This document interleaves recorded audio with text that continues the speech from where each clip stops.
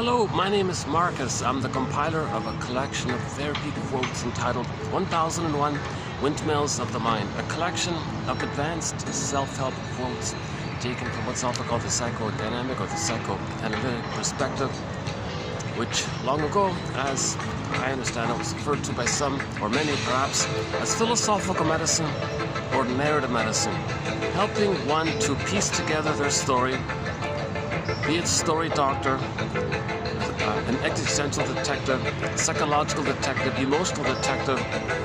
Why was some kind of crime committed? Why do we need to be a detective? That implies some kind of crime was committed. Well, from the baby's perspective, a crime was committed called betrayal trauma, attachment trauma, relational trauma, developmental trauma. The baby feels that mother did something very criminogenic towards the child. And to make matters worse, the child had to cover it up. The child had to pretend that the mother didn't commit any kind of crime. So he makes it pleasurable. He finds some way to preserve his identity and make it pleasurable by equating the pain and the trauma as his link to the mother, needing an attachment to the mother. And that's his attachment to the mother, a traumatic attachment, an insecure attachment, reactive, disorganized, unformulated, disassociative, anxious, avoidant, etc. He can't relax and be himself. He can't know himself. He can't feel safe with her. So he entered defense mechanisms. He has to do a lot of things in the mind to repress the pain, to make it unaware of the pain. Okay, so defense mechanisms are things we do in the mind to make us unaware of the immense anxiety or fear that the baby feels when the mother fails the baby. The greatest hurt of all, mother failed me. So we may think of this as a sort of a crime in a sense on the mother's end, not on purpose of course, but from the baby's perspective, he has a full expectation that his mother will be there for him. And what does she do? She betrays him, abandons him, maybe uses him, feels entitled to use the child, brainwashes the child, take care of her. Maybe she treats the child how she had been treated in her attempt to remember that she was treated badly, so she treats her own child badly in her attempt for her need to remember that she had been treated badly. Meanwhile, the child's not being seen, not being mirrored. The queen, the mother, is now seen as the wicked queen in Snow White. You know, now the mother was good in uterus, let's say, so there was a good mother in uterus, but when the child's born and the cord and placenta are removed, and the mother thinks to herself, what, I'm now supposed to give love and mirror and give mirroring to my child? And she says to herself, I was never mirrored myself. In fact, not only was I never mirrored myself, the mother made a Faustian deal with her mother that she would treat her child the way she had been treated in an attempt to mirror her mother, because likewise the grandmother wasn't mirrored. You know, so the mother is in a very tenuous place where the only way she can feel connected to her mother is to shame her baby. That's called envy, hatred of the good. So envy is sort of the common energy that pushes the story along, one author says, this issue of envy. I'm not fully sure what language this is. The song in the background, we haven't played him in such a long time, maybe 4 years. A guy from Germany named, he calls himself Karunesh. Lives in Hawaii. He's got an idyllic lifestyle. Lives in a beautiful Hawaii and does these kind of fun kind of songs. And I think 4 years ago we played a couple of his songs. So I just by chance came across him again. So this is off this album called Global Village. Some good songs on there. So we have 4 songs from that album of his on our soundtrack. This one here, and then 3 others, yeah.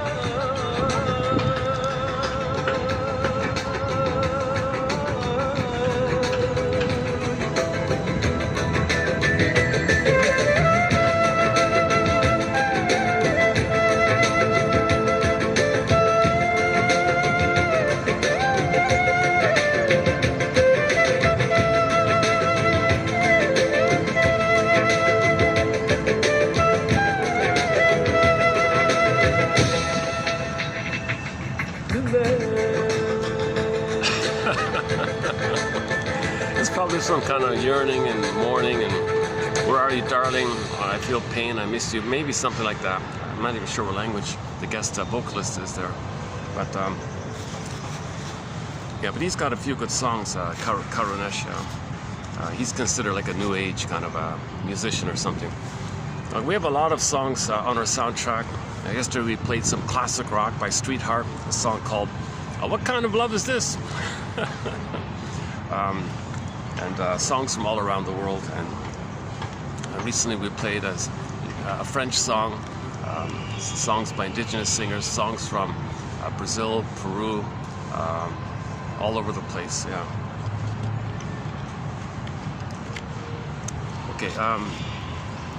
Okay, so let's back up here. So let's just experiment with this idea that the reason we need to be a psychological detective, and we've got to find the clues to the crime. Like, how did we cover up these clues? So we covered up the crime, and we got to find out how we covered it up. Those are kind of like clues to make the inference. So one core strategy the baby does to cover up mother's crime is to equate the pain that he feels as his connection to the mother. So he now needs the connection to the mother. No baby would make it without a mother, but the connection to the mother is based on pain. The mother rejecting him, shaming him, using him, gaslighting him, double binding him. She doesn't have the beingness needed to love. She's impaired. She was never seen herself, and she never differentiated from her mother, something that needs to take place for a woman for have the sense of beingness to love the child. So she needs to be loved to be able to pass on the love kind of thing. If she was never loved, she doesn't know how to love because she's too angry and not getting the love for herself. So the baby comes on the scene. Mother says, what? I'm supposed to love my baby? You got to be kidding me. I'm going to repeat what happened to me. I'm in this compulsion to repeat what happened to me. So baby, you cry for love on my behalf, and I'm going to play the no shaming mother. And since you're me, I'm the shaming mother. I'm going to shame you the way my mother shamed me. Hocus pocus at the same time. Baby, you now play my mother, and I'm going to play myself angry at you. So the mother's caught in what's called repetition compulsion. When there's trauma, we repeat. We recreate and repeat because that part of the brain that doesn't know time. The baby, when the baby's around, his mind, the brain at that time, at that early time, doesn't know time. So he doesn't know time. His ability to understand time comes a little bit later on, age 3 or something like that. But before that time, he has no real sense of time, really. That's the theory, that part of the brain. Okay, so anyways, if the trauma is recorded in a part of the brain doesn't understand time, and in trauma, there's like a infinite loop, because the loop is the conflict. He needs love, mother said no. But the compulsion is he can't develop without mother's love. So he cries for love again. But wait a minute, the last time he tried to cry for love, there was pain there, but the need is still there. But the pain is there, but the need is still there. What a conflict. So this is a kind of a loop like this. So how that's going to work is the person is going to do a kind of neurotic repetition of that original scene called symbolic acting out, where he translates the past to the present. The present's called the presenting past, and so the present's kind of like the past emotionally, and you're going to recreate a recreation of the past and the present, because you're still in the past, and now in the present, you're going to still reach out for love, and you're going to be disappointed again. Okay, because symbolic acting out, nothing in the present can be mother in the past. Okay, hang on, let's back up a sec. Okay, so we have a key thread in our collection called Repetition Compulsion, headed up mainly by Paul Libby Russell. Go to 2119, it starts there, and then the quotes following it. 2119, a very an important sort of set of quotes in our collection, 10,000 quotes in our collection. There's a good, maybe like 90 or 100 quotes just by Libby Russell, Paul Libby Russell there. So that's a core area. So he says, think of them as synonymous. The baby was traumatized. Right? He didn't get his needs met. He couldn't develop. He can't develop if he doesn't feel safe to develop. He needs to feel safe to develop. If he's not safe, he's terrorized, he's afraid. How can he develop? How can he be himself? He's just dealing with the battle with the mother. Mother, why are you rejecting me? Why are you gaslighting me? Why are you using me? Why do you think I should serve you? Why do you think I should take care of you? What's going on here, mother? Why do you think I'm your mother and you think I hate you. No, I'm angry because you didn't meet my needs. It doesn't mean I don't. Why do you think I'm your mother back there? How can I be my grandmother? What are you talking, mother? What's going on here? So he's not getting his needs met. He's too terrorized of the mother. He can't relax and be fed and blossom and have his emerging self develop, his inner beauty develop. And he can't. That sense of beingness, the original aliveness that he's born with, flash frozen. He wants to protect his soul, flash frozen. Okay, so that the symbol is the pin goes on the collar, and under the collar, that the jargon is flat affect.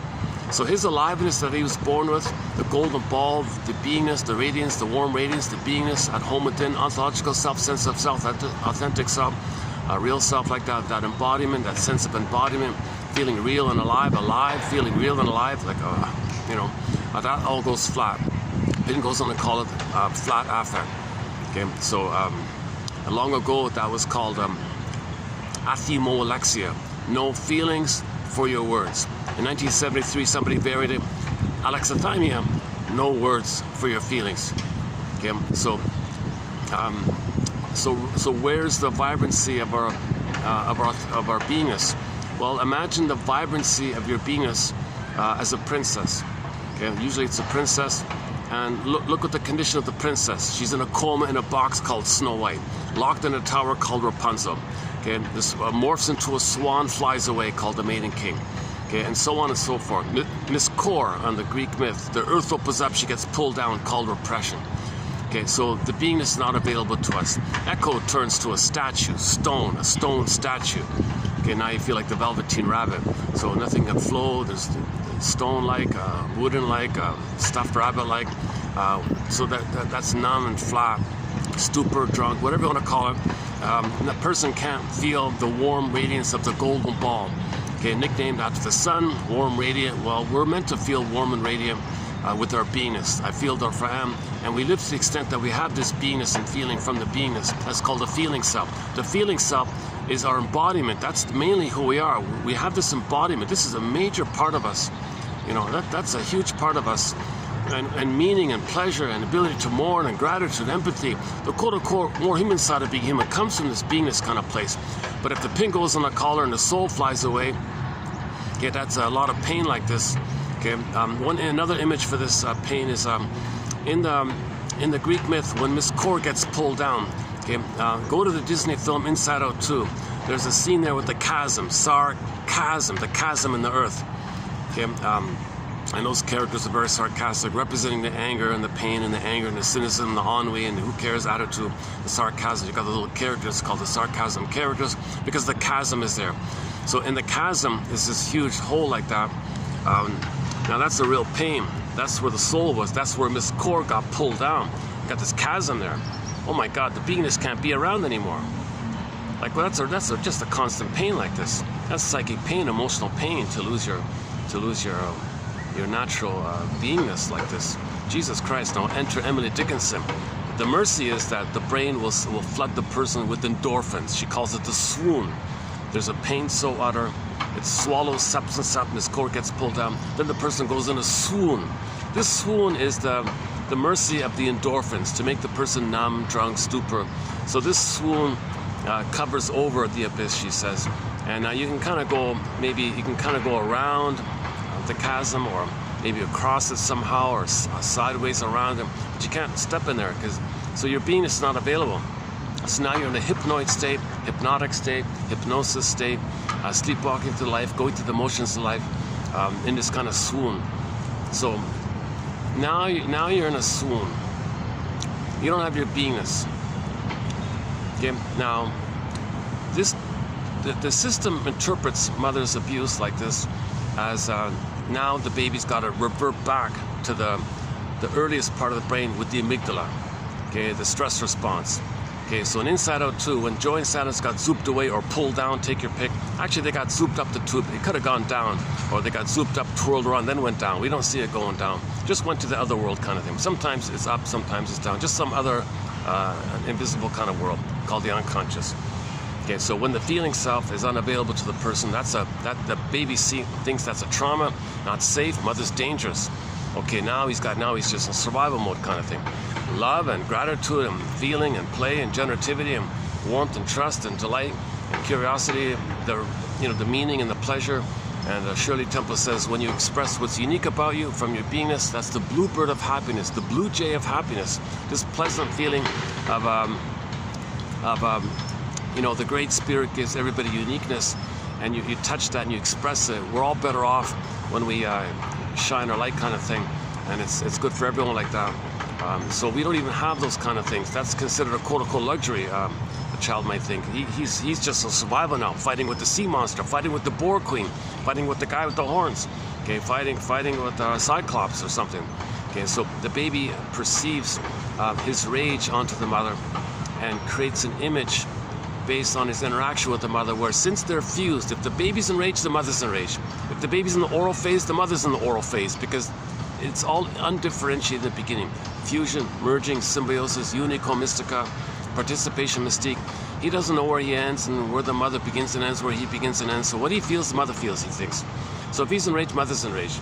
Okay? So if the baby's enraged in the oral phase, he thinks the mother's enraged in the oral phase. So the baby has an image of a devouring monster that wants to gobble him up. The boar queen, let's say.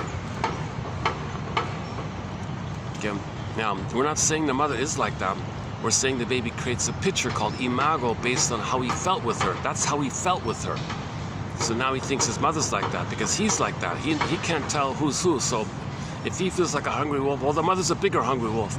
But that's just code for how he feels. Now he's dealing with this image that the mother wants to gobble up. Danger, that's survival mode. Okay, he thinks, I can't relax here. I can't love and trust if mother's gonna gobble me up. Mother's gonna eat me or something. My God. So when joy and sadness get zooped away, okay, that's the feeling mind. Okay, when the feeling mind, okay, is frozen up, you go back to this visceral sensation mind where the amygdala is, the old brain stuff is. Okay, the lizard mind, chameleon mind, iguana mind, crocodile. You can nickname that part of the brain after your favorite creature in those areas, crocodiles, lizards, like that, because those creatures only care about the instinct to survive and reproduction. That's the only two things, very simple like that. So that's why fear, anger, disgust was on the console. So that, what a pitiful way to life, right? Oh, what a pitiful way to lead, to only have hypervigilance, impulse, anger, impulse flight, shame, disgust, ennui, bitter, greed, envy, all jungle slogans, survival slogans, my greed or your greed. This trauma, that's a sign of severe trauma if a person lives with jungle slogans and things like that. No, we're mammals, we're hominids, we're one family, we're a corporate of one family. We all evolved from the same hominid called Homo botuensis, one theory. Only one hominid made it, called Homo botuensis, that was us. And Homo botuensis, it took us, as our previous version of us called Homo botuensis, it took us 1 million years to grow the cortex. Then we called ourselves Homo sapiens sapien about 200,000 years ago, according to the Forbidden Planet, 200,000 years ago. Okay, so we're all from that one hominid. We're all from that same one hominid, somewhere in the Nile River Valley area kind of thing. And this hominid, that one hominid that was around grew the cortex. Okay, and then because now we got that capacity to think and write and speak and symbolize and remember and know time, it's that, wow, we're curious, we can know more, so we're naturally curious. So then we just spread around all over the place kind of thing. And then, so we're still from that one massive family. Okay, and there, of course, there's variety in every species. So there's tall, short, slim, wider, shorter, whatever. There's natural variety like that. But the confusing thing is, when we settled in different places,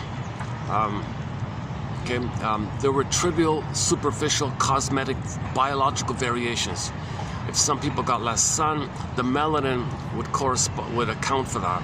So we all started off with a shade of brown tone of skin. There's no black. Forget this thing with the black. No one's got black skin. No one's got white skin. Jane Elliott, go to Jane Elliott. She holds up a piece of paper. It says, nobody's got white skin. This is white. Everybody's got a shade of beige or a shade of brown tone of skin. Okay, so the skin tone is related to the quantity of melanin. And melanin is on a range from 1 to 6, they say, the maximum being 6. So you might have like a little darker on the brown, but it's still a brown, like a darker brown. if over time, lack of sun or whatever, the melanin dissipates away, you end up more with a shade of beige. The least amount of melanin, it's like a lighter beige maybe, but no, it's still not white. Now, if somebody looks very paley or something, that's because of the trauma. The blood might go inward to protect the vital organs, but it's still a shade of beige. And Eliot says, by the way, her work, underappreciated author Jane Elliott, she's not a shrink, but she's only a school teacher, but she has done more than 99% of the shrinks in modern times, I think, with her common sense kind of speeches and interviews like that. Jane Elliott, she's like 99 years old now or something. I think she's still around giving talks and lectures. So just relaying common sense ideas. She really taught people basic kind of stuff. She never touched psychoanalysis, never talked about projection, but ironically, her common sense approach was very valuable, I think. So for that unique contribution, the work of Jane Elliott has won a Golden Windmills of the Mind Award. That's a special case like that. We have a major threat on prejudice. We've got a dozen psychological theories on prejudice. I could spend 10 hours on those dozen points. Jeepers. Where are we here? So melanin. Okay, so Jane Elliott says, technically speaking, she's quoting some scientist guy. She says, technically speaking, there is an argument that a shade of beige is still a shade of brown, right? Because you're dealing with the same chemical, melanin. So it's technically a shade of beige is still a shade of brown. So we all have a shade of brown, put it that way. Even somebody who's pale, it's technically scientifically a shade of, technically, scientifically, a shade of beige is still a shade of brown, she said.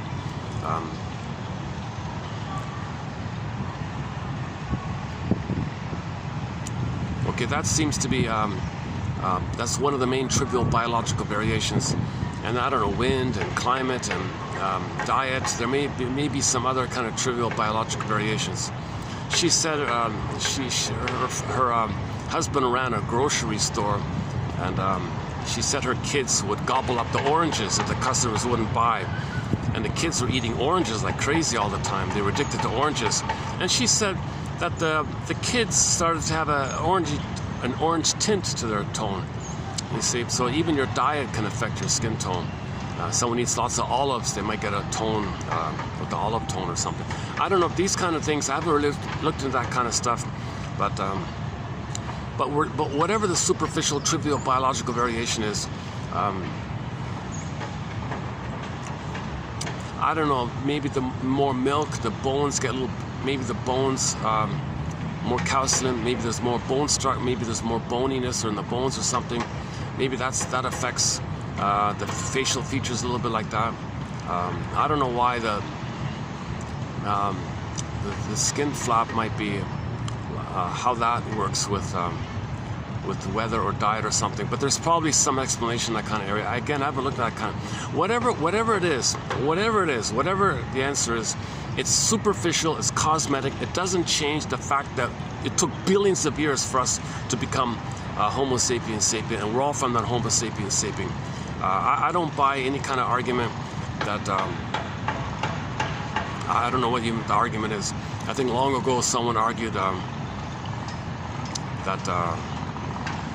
it doesn't make sense to me, partly because if you take the myths and fairy tales from any place, okay, so when we became a traumatized version of ourselves roughly 6,000 years ago, the storytellers came on the scene, okay, with their dreams and all that, the trauma, the dreams, trying to compensate, recording your dreams, and over the storytelling tradition, over 6,000 or 10,000 years, someone said 10,000, over 10,000 years, we fine-tuned it, got filter, like water going down the mountain and through the rocks, and it gets filtered, the kind of thing. These stories got filtered over 10,000 years. Then poof, we end up with things like Snow White and Rapunzel. So this is like time and what people resonate with storytellers. The truth lives kind of thing. So the truth is we're Homo traumicus. We became a traumatized version of ourselves, and the storytellers came up with stories to reflect our trauma. So myths and fairy tales are a reflection of our inner state, as above, so below. So myths and fairy tales, as above, so below. They are a reflection of our inner state. We're psychologically traumatized. Myths and fairy tales are a picture of the inside. So they're symbolic, it's not real, but it's visible. Symbolic, visible, but not real. But it points to, it links to, help us to know what's invisible but real. For example, the myths and fairy tales will say, oh, they're hell shit. Let's talk about hell. Whoa, what do you mean? That's not real. What's that? What's a place? A place? Well, it's a symbol, code for the emotion of shame. Shame is a burning, biting feeling. So the storage house would just describe some kind of fiery place as code for shame. Okay, enter the Twilight Zone episode called Take My False Light, Please. Okay, it was about a psychopathic, narcissistic comedian. He was a comedian, but he was a cruel, crude type, very dark jokes and sardonic jokes and black humor like that. They're sick kind of jokes, obviously. But he was famous, whatever. So enter midlife, enter the Twilight Zone.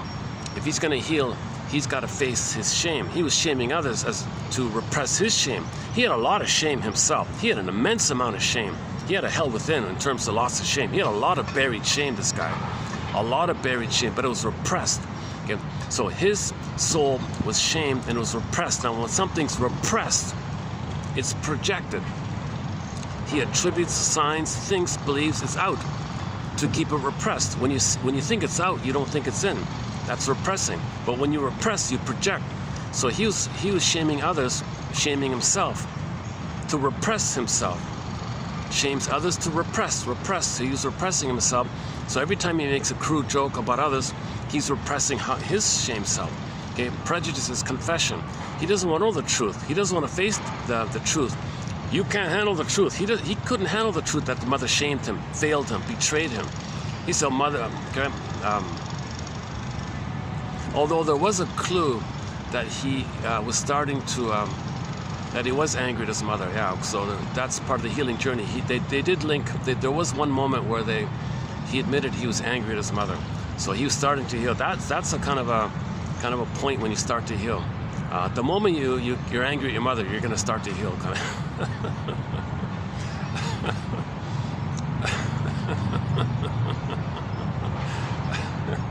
Oh, somebody's staring at me there. Oh, Jesus. That's a little awkward. Okay. Maybe I'll turn this way a little bit.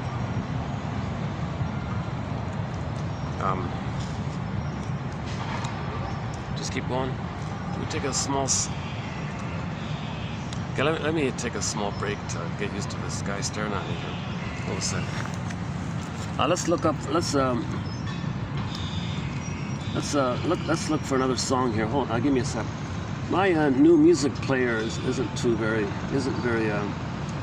convenient here. It takes me a while to bring this on the speaker. I got to reset all the time. Now let's play another song here. I'll just take a 3-minute, another short little break here. Hold on a sec. Why don't we play?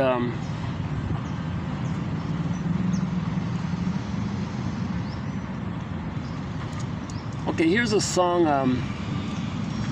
by the band Delirium. They've got a song called After All, but I'm gonna play their acoustic version. So here's the acoustic version of Delirium's After All.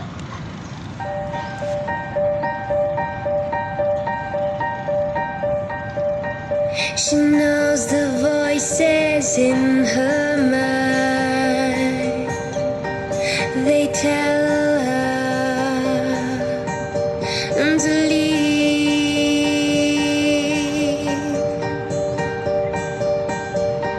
She's tired, smiling madly, until silence becomes very silently a noise in her mind. After all, she's got nothing inside, no good to give, no meaning to live. The mist engulfed tonight, every single star.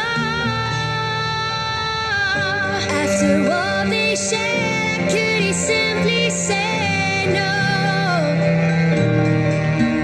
After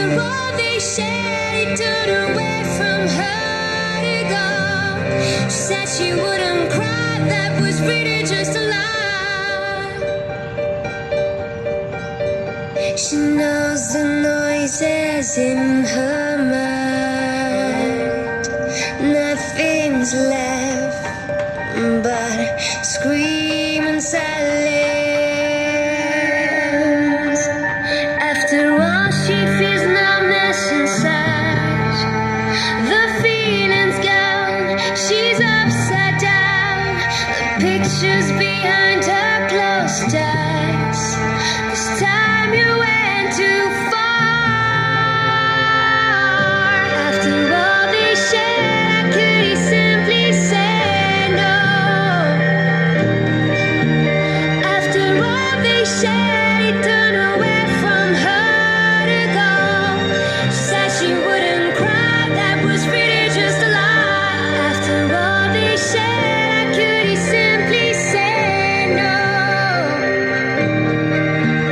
After all they shared, he turned away from her to go. She said she wouldn't cry, that was really just a lie.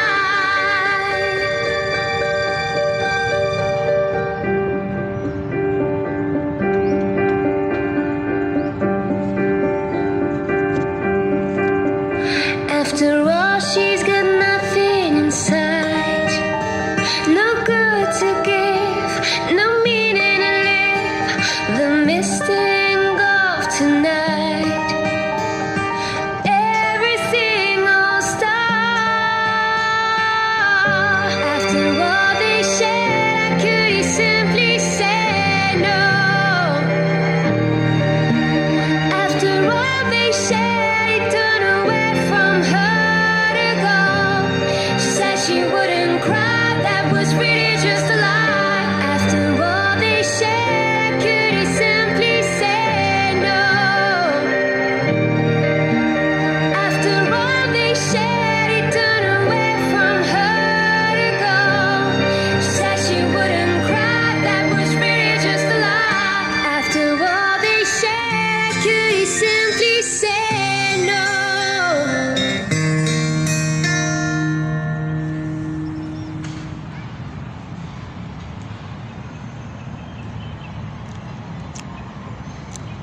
Let me look up the lyrics. I think I forgot them. It's been a long time since we played that song, yeah.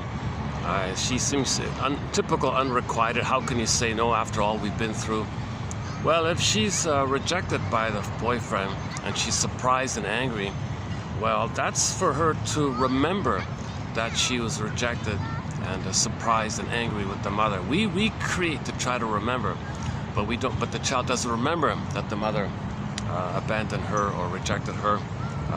So you find a copy of your mother and then recreate it to get memory and feeling. Once you get memory and feeling, you stop repeating.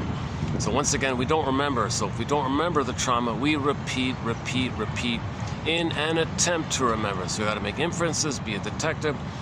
First, you have a kind of cognitive speculation, and then it may lead to an emotional knowing. If you get an emotional knowing and you emotionally know the past, you feel what you couldn't have felt because you now know what you couldn't have known, and you get some kind of story about it, and you can assimilate, process, accept, understand, reach that ability to build your ego. Okay, let's build a basket, then there could be an egg. Okay. Psychoanalysis looks for the egg in a basket that's missing, so first weave the basket.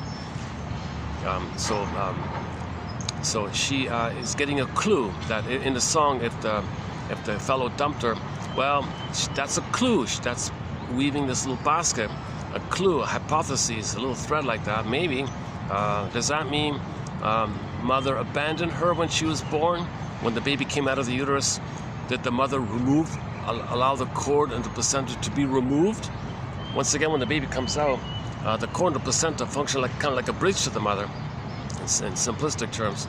So the baby comes out. Wait a minute, where's the bridge to the mother? Where's the mother then?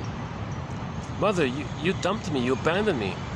After all we've been through, I've been with you for 9 months. After all this time, after 9 months together, and you just dumped me like that? After all we've been through, 9 months, and you just dumped me? How could you do such a thing? Oh good, he turned a little bit, all right. It wasn't doing it on purpose, just accidentally just staring right at me, just to someone sat beside him, so he turned a little bit. Okay, good. Well, it's going to get busy here again. Yeah, my goodness. There'll be a few interruptions as usual. I'm in an outdoor park. There's the sky train behind the trees there.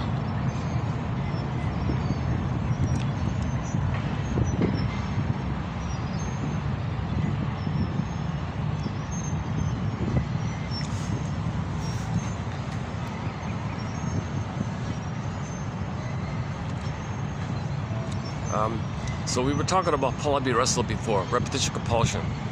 Okay, so let's quickly enter Edmund Burglar's simile or analogy of the 45 record. So first of all, okay, the idea of neurosis is that there's an inner conflict. The baby has a need. Mother said no, but the need is still there. The wish and the fear. That's a conflict. That's a psychological conflict, right? And it's he's frustrated because, mother, you didn't meet my needs here. How can I grow and feel safe? Oh, before that, okay, hang on. We were talking about the baby. If the baby sees the mother as a monster, i.e. a picture of his anger. So once again, these monster images, okay, that's a picture of their anger towards the mother. Okay, let me do another side angle here. So recently we discussed a Twilight Zone episode entitled, oh boy, I'm all over the place here. Okay, before I do that, let me pick up on the comedian guy in the Twilight Zone episode. Take my false light, please. Okay, so he, oh yeah, he had a lot of shame, this guy. So he made the Faustian deal. He becomes a shaming mother. He has a strong tie to the mother, where he is the mother. That's the Faustian deal, the Faustian bargain, the Faustian pact, i.e. identification with the aggressor, where he's going to shame himself. So he feels some narcissistic pride. If he's going to shame himself, instead of just being a passive victim of his mother shaming him, he'll shame himself. He'll be the mother, he'll shame himself. That preserves some kind of narcissistic identity, because if he doesn't have his soul identity, all he's got is his narcissistic identity.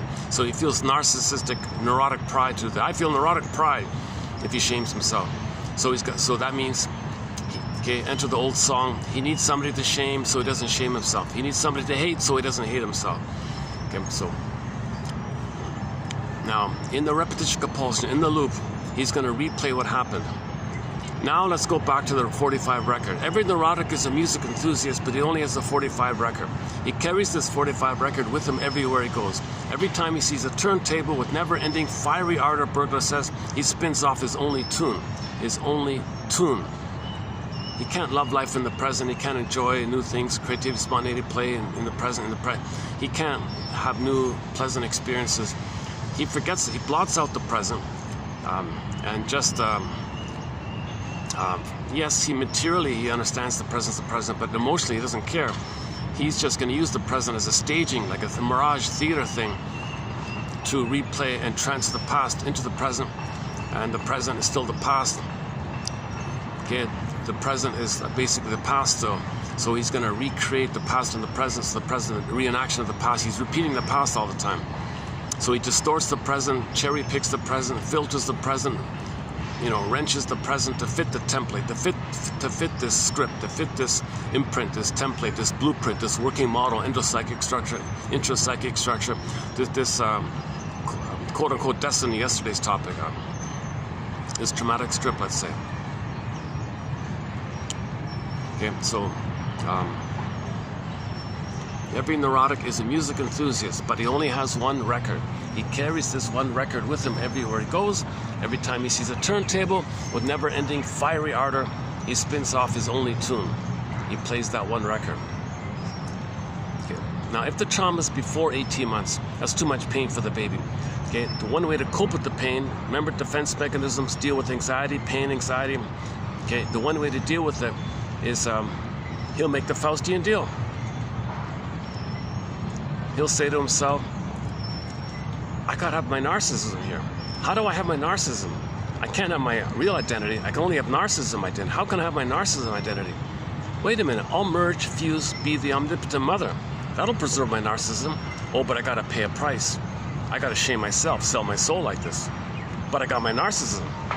So whatever the baby does to cope with trauma, you got to keep in mind, it's got to be narcissistic. It's got to be a narcissist. It's got to be linked to his narcissistic identity.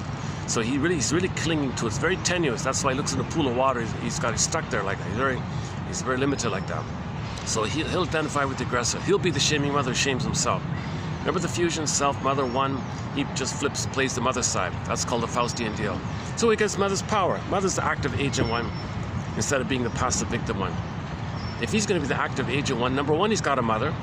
Number two, he's mirroring the mother because the mother turned to the baby, baby, you mirror me. I was never mirrored by my mother. Baby, you mirror me. So he's going to mirror the mother. Okay, mother, I'll mirror you. I'll treat myself the way you treated me. That's mirroring you. I'm doing to me what you did to me. That's mirroring you, right, mother? You're happy? You're getting supply. You're getting seen. You're getting fed like this. It's all about you. You're the center. So when he shames himself, he makes his mother feel important in the mind. For narcissistic pride for that moment. So he's got a link to the mother. When he shames himself, he's got a link to the mother. That's a key point here. So dysfunction, self-defeating, harm, all that's tied to the mother. All dysfunction, self-defeating stuff, self-sabotaging behavior, fear of happiness, fear of agency, fear of independence, autonomy, that's all loyalty tied to the mother. Protecting her, saving her, believing the big lie that if you save her, one day a magical time machine will appear, you'll go back in the past, she'll give you the love that you want.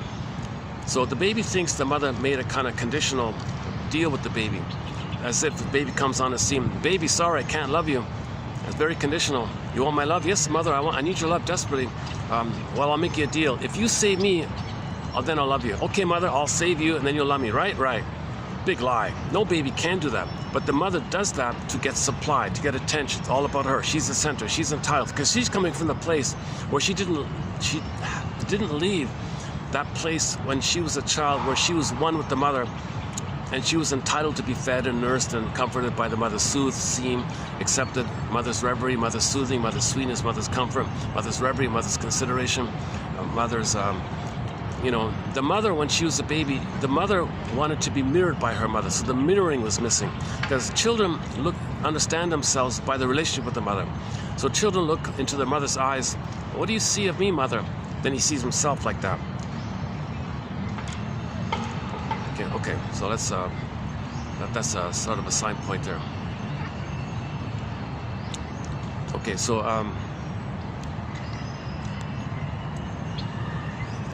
again, every neurotic is a music enthusiast, but it only has one record, the 45. Okay, side B is the same song as side A, or there are no grooves on side B. He carries his 45 floppy vinyl plastic disc with him everywhere he goes. And in every new situation, new interaction, new person, new place, new thing, something important, some new relationship, new interaction or something, he's gonna just spin that tune. But if the trauma is before 18 months, he plays the active aggressive side, who's gonna shame himself. Now remember, when he shames himself, he's loyal to the mother, he has the mother, he's got the mother's power, he lives forever because no time in that brain, that part of the brain is timelessness, no time, eternal, forever. So he lived forever, like he can do it his whole life as well, to boot. So he thinks, because there's no time, he doesn't understand time, so that's why they say he lives forever. They mean it that way. When they say, oh, you got to live forever, they mean it that you're not gonna, your repetition compulsion is in a trance. You're gonna do it all the time. You don't even care about time. You don't register time. You're just doing the same thing over and over again in a dream, in a swoon or something. So you sleepwalk through life, and there's no real and time. And then you say time passes you by. Oh, time went so quickly, if you, because you never. Okay, so if the trauma is before 18 months, he crosses over, makes the Faustian deal. That means when he plays the record, he looks on the record. What's the song? Let's call it the Cry for Love. He cried for love, mother said no. But he'll play the no mother side. So he shames himself. To be loyal to the mother, he's got to shame himself. See, mother, are you happy? You shame me, I shame myself. I'm you. We're one. Do you feel happy, mother? Big lie. Okay. The child's trying to save the mother, mirror the mother. The child's doing his best to save the mother by mirroring her. Mother, I'm mirroring you. I'm shaming me the way he shamed you. I'm mirroring you. Do you feel seen? Do you feel seen and accepted if I do what you did to me, and I'm filling in for your missing mother? So I'm doing to me what you did to me, to in lieu of you didn't get seen by your mother. I'm being your mother like that. it's not going to work, but he's got to hope. He's got to try. He doesn't know what else to do, kind of thing. So that's the tie to the mother. He needs to hope with the mother. He needs to believe the big lie that one day he will save her. A magical time machine will appear, and then the person will get the love that they're supposed to get. So in the Faustian deal, it preserves the big lie hope. It covers up and whitewashes mother's lovelessness. So you cover up that crime. You protect your mother like this. You protect your mother. Morton Kieson makes a big point about this idea that you're protecting the mother all the time. Go to 2291 and 2. Another key pillar quote in our collection is from Morton Kieson. 2291 and 2. Is that right? Yeah. 2291 and 2. Those two quotes. Okay. Your mission at the end of this video is going to be, one of the missions at the end of this video is going to be to look up Polly B. Russell 2119 and the following quotes from it, and then Morton Kieson's quotes, just mentioned 2291 and 2. That's going to be included in today's mission. Submitted for your approval and submitted for your consideration, and of course, should you choose to accept it.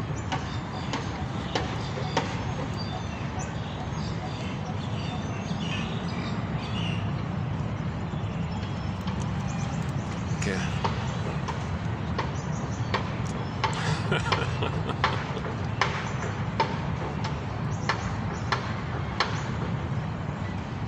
The kids are going to come rushing out fairly soon. It's hard to get here. I got to take a SkyTrain and get here and go to the printer. But by the time I get here, the school, kids are rushing out. And then I usually go over to the side part to finish up, kind of thing. No, but we got a ways to go. I want to do a preview of some new material. I just found this morning, so I want to do a bit of a preview of something coming up from a French shrink. Actually, no, she's Swiss. She was half French, half Swiss. The father was Swiss, the mother was French. She was raised in France as a child, but at 17 moved to Switzerland and spent the rest of her life in Switzerland, where the father was born. An unknown shrink. Her name is Germaine. I'm not sure how you pronounce her last name. G-E-U-X. G. Maybe it's G, right? Un, deux, trois. De. It looks like de in French. D-U-E-U-X or de. But you put a G there. So let's say it's un, deux, trois, de. G. Germaine G. Is her last name G? I don't know. I don't know how you pronounce her last name. Unknown shrink. Never heard about her. But funny, quick little story. No one would have known about her. She wrote one book, as far as I think. She just wrote the one book in 1949 or something like that, in French. Everybody ignored it, buried, lost for decades. In the 80s, there was a German version, ignored. No one ignored, no copies, can't buy it. But there's a very good dictionary called The Language of Psychoanalysis by Laponche and Pontalis. Those two guys, they got like a whole dictionary of little of terms like that. And they included her term called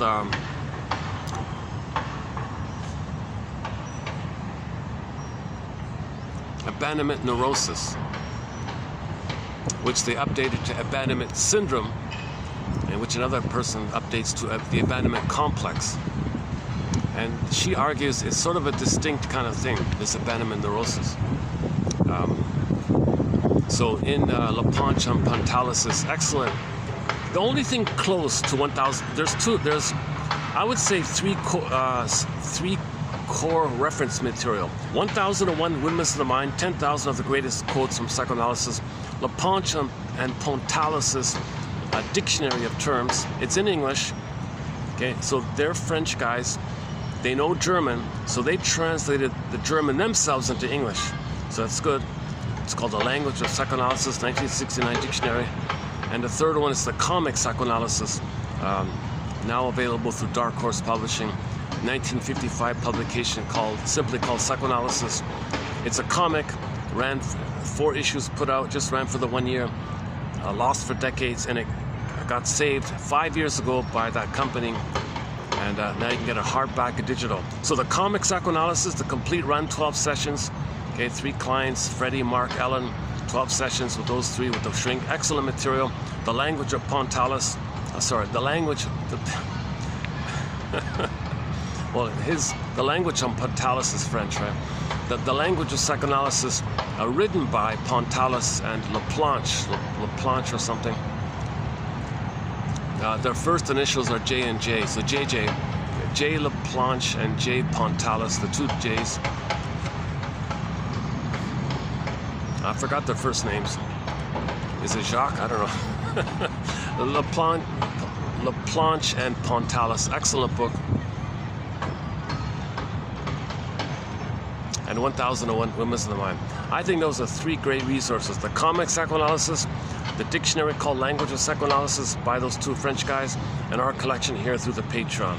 I think those are 3 core pillar resource material for anybody in midlife, for anybody who wants to now know and communicate to themselves that they want to heal.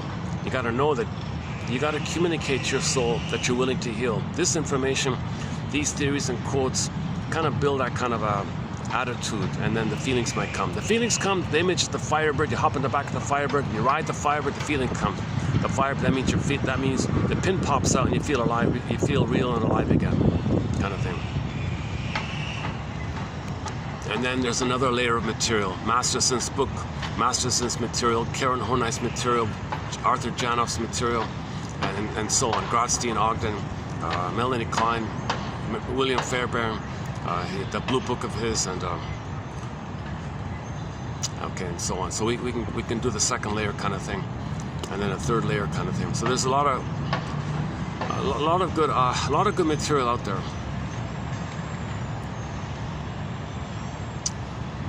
So a particular emphasis on this collection here, because a lot of the quotes here come from books which haven't been digitized.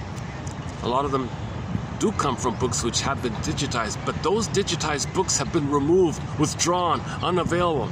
And now digital libraries are being pulled down, withdrawn. So it's getting harder and harder. So luckily we captured it here, it's saved here, all for the price of you know what. It's an incredible resource like that. Anyways, back to this dictionary. Those 2 guys, Laplanche and Pontalis, they have an entry in there called, what's it again?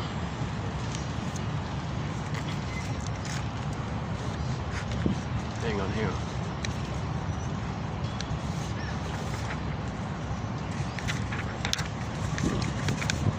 Yeah, I want to do a preview of it anyways. Boy, I'm really scattered today, my goodness. Called, what is it again? Abandonment neurosis or something. Hang on here. The abandonment neurotic.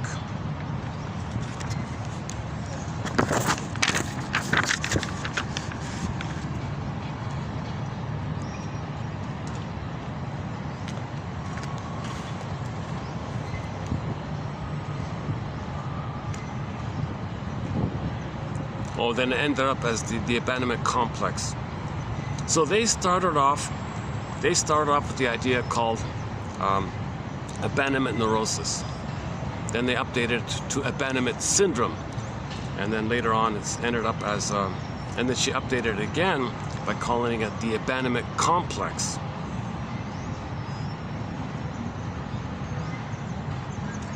Oh, here it is here. So in French it was called Le conditions intellectuelles et affectives de you can tell I don't speak French.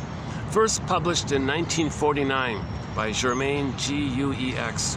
Describes the neurosis of abandonment. The baby was abandoned.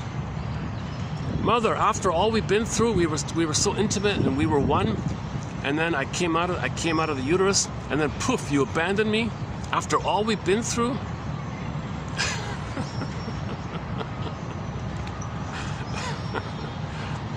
Insecure, dominated by the need to be reassured of love. The abandonic. Okay, so now they call somebody who's neurotic in terms of their only focus is on being abandoned. She calls it the abandonic, That term didn't catch on, obviously. Abandonic. I was abandoned. Yeah, I'm an abandonic. Is that going to work? That's the English translation. I don't know what it sounded like in French, but the English translation is the abandonic.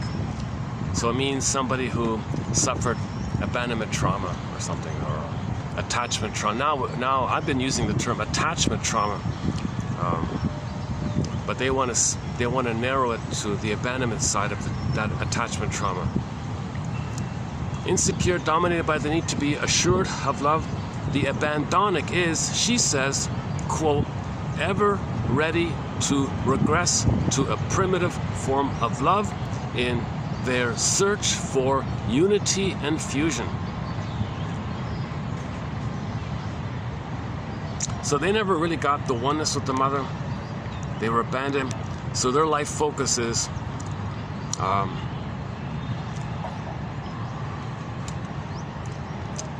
the romantic yearning that they'll be one with somebody. You know, this constant yearning and waiting, constant, so play Katie Lang's song, constant craving, yearning and craving. Where's the oneness? I want to merge and be one. They're not even, so there's two sides of it all. If the leaning is on, I want the oneness, it's quote unquote pre-Oedipal. If the leaning is on, I had the oneness, it's painful, I want out, I can't get out, the father's not there to pull me out, it's painful, I want out. But then you still want it because you didn't get a positive symbiosis. You see, there's an overlap here. See, there's a real overlap here. A lot of people say the quote-unquote Oedipal is really the pre-Oedipal. There's no difference between the two. The issue with the pre-Oedipal just transfers over the so-called Oedipal, but underneath it's still the pre-Oedipal issue. There is no Oedipal issue. It's all pre-Oedipal. meaning. That's a complicated term for love triangle. Okay, let's just stick with the love triangle. The baby is meant to be one in an egg, the two fused, one narcissistic fusion, oneness, blissful oneness. The baby has that oneness period for the first 4 to 5 months. He's one with the mother.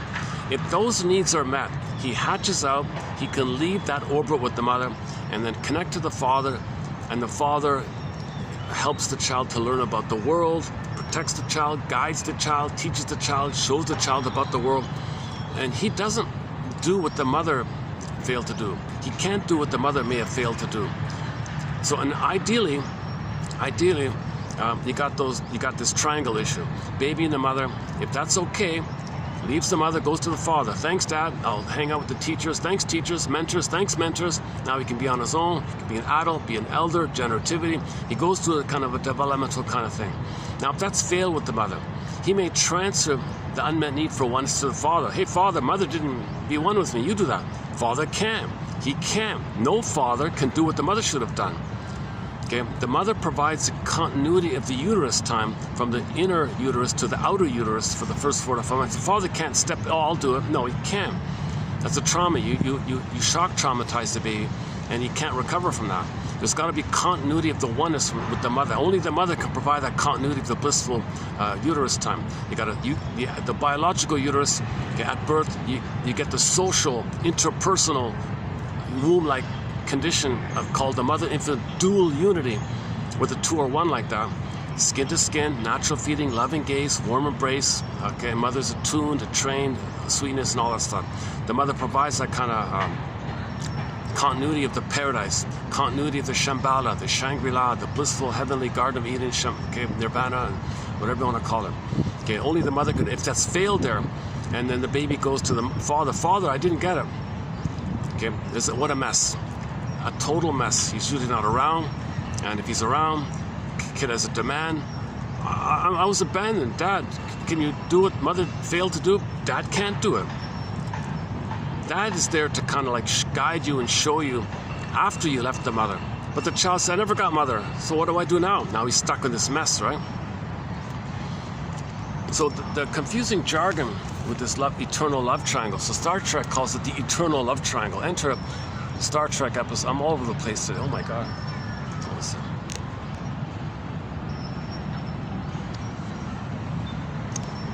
Remind me to go back to the Take My False Light, please. And then A whole picnic crew is being set up just in front of me here. Oh, jeez, all right. Oh, all the picnic baskets are out. Oh my goodness. Okay. Yeah, it's a nice weather now, yeah. 11 months of heat, and this 1 month is kind of normalish now.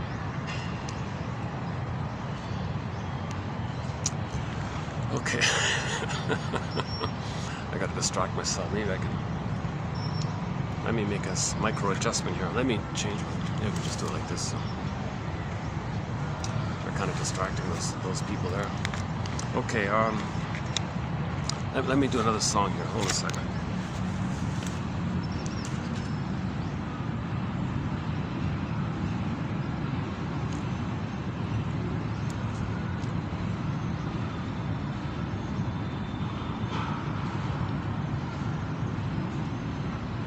Here's a cover. Here's a cover of Triumph's "Lay It on the Line" by a cover singer named Alyona Yaru Sheena. She does a pretty good cover of "Lay It on the Line." Not too many people have covered it. It's a great song. It's on our soundtrack. But so here's a cover. Oh, oops, hang on. Here's a cover of "Lay It on the Line."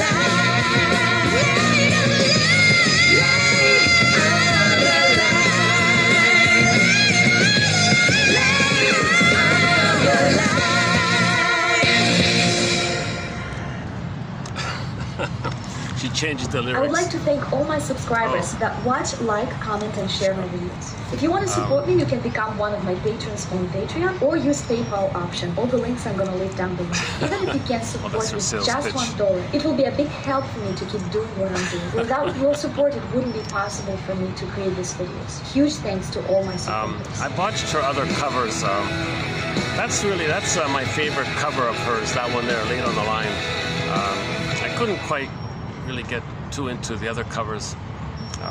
She's popular for doing a cover of Ann Wilson's a couple of songs by heart and by Ann Wilson. She does one not a bad cover of Steve Perry, one of them. But this one there, I think she's in top form there. But let's go back to the. I just quickly skimmed it this morning. So it's a little unusual. That's why it grabbed my attention. So just by fluke, I'm skimming around, and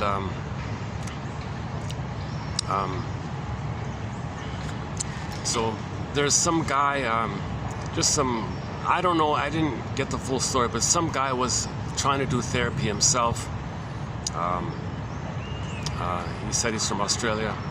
And he was trying to do the analytic process. Nothing was working. A little frustrated like this. What's wrong with him? He doesn't get it. So he found a copy of LaPonche and Pontalis' Dictionary of Psychoanalysis. So he was reading it himself. And okay. It's by the way, we have some of the best quotes from that dictionary are incorporated into our collection. So I think I plugged out already the best from that book in our collection. And the best quotes from the comic psychoanalysis in our collection. So 1001 Windmills of the Mind is a very solid collection of quotes. Anyways, this fellow, he said he came across that entry by LaPonche on Pontalis, making a little, like a footnote about this old French book, this buried, lost, unavailable French book, called Les Conditions Intellectuelles et Affectives de la Cité. I think it's called The Abandonment Neurosis or something in English. So he resonated with that entry. So let's read that entry first. So this is the entry by LaPonche and Pontalis. Germain Gueux, that's not how you pronounce it, right? Guex. Germain Gueux. It's not going to be Gu, right? I'll just say Guex. Let's see. Okay, so Miss Guex So she's in the mountains in Switzerland in the 40s, I guess, riding away, eating some nice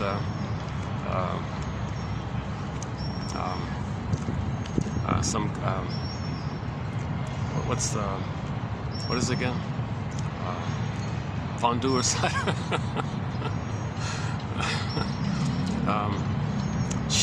She considers it necessary to isolate this type of neurosis, i.e. abandonment neurosis, abandonment syndrome, abandonment complex, where the baby was abandoned.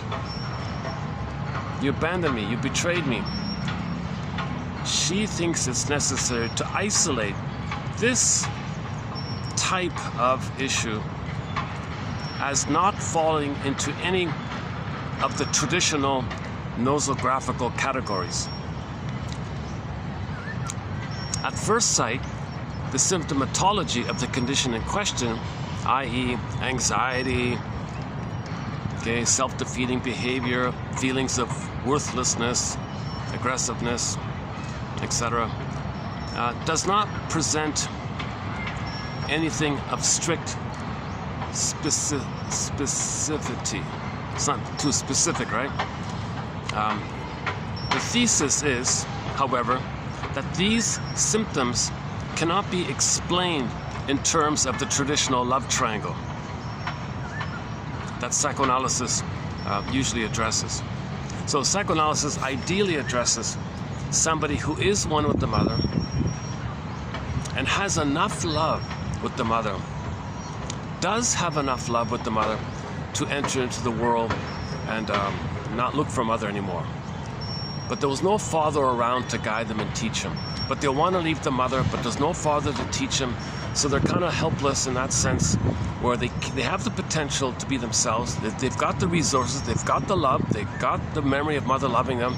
But now what? They didn't quite get that bridge over to self-agency and self-activation, but they can. If the father was around, that would have happened, but the father wasn't around. So the mother did a good job, but poof, no father.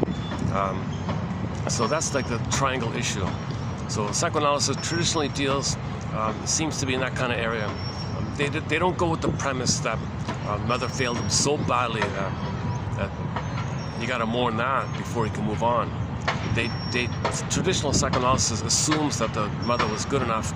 The problem was the father wasn't good enough. So this triangle issue. But a lot of people say, okay, you're camouflaging something. You're still protecting the mother. You're BSing here, because if the mother was good enough, the child would be autonomous. He would have a psychological birth.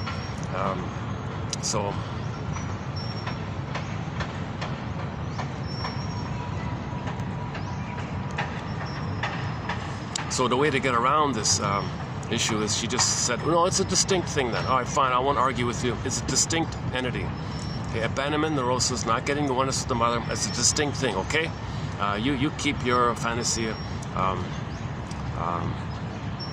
where some people are very healthy, just a little confused, they can move along. But a lot of people don't have that kind of luxury. A lot of people have a bigger primal issue that you're denying all the time. You're not looking, Burglar says this, yeah, you're not looking at the pre-Oedipal. Mr. Jung, even Mr. Jung said it. Yeah, you're not looking at the quote-unquote pre-Oedipal. That's why the famous breakup between those two guys. Mr. Jung said, Mr. Freud, you're denying something very basic here. You're lying. Look at you, you're a chain smoker all the time, and you got it yourself. You're denying here. They had an argument. So Mr. Jung kind of founded, he promoted this idea. You got to look at the pre-Oedipal issue, right? Meaning the earlier time, not the later time. If the earlier time's whacked, why are you trying to address the later time if you don't have the foundation to address the later time? You got to address the earlier time.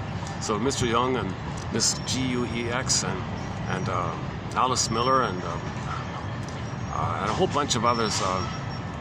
Otto Rank got booted out of the circle. So Freud said, yeah, give me back my ring, Mr. Rank. You think it's earlier. No. Mr. Jung, you think it's earlier. No, give me back my ring. Freud's famous rings, right? So Freud kicked out all these people who disagree with him, and all these people are saying, oh, "Come on, Mr. Freud, it's earlier." I know, because he had a huge mother complex himself, right? So he didn't want to admit that or something. Now the irony with him was he was facing this and he was writing a lot. Now I don't know. I don't read German, so I don't know the whole story, but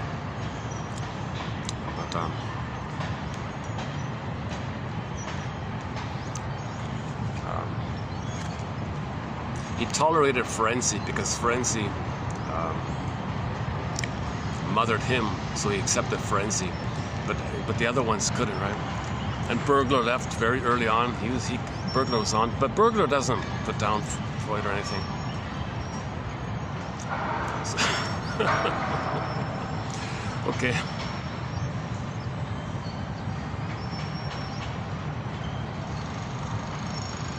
And then we got the other extreme with Mr. Kohut.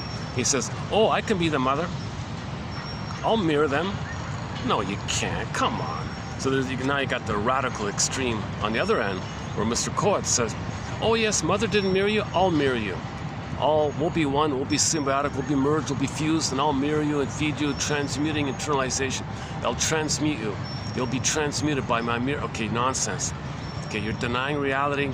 You can't heal and grow if you deny reality. You're stepping into the defense, where he's still looking for mother. So no one in the present can be the mother. So he went way over to the other extreme.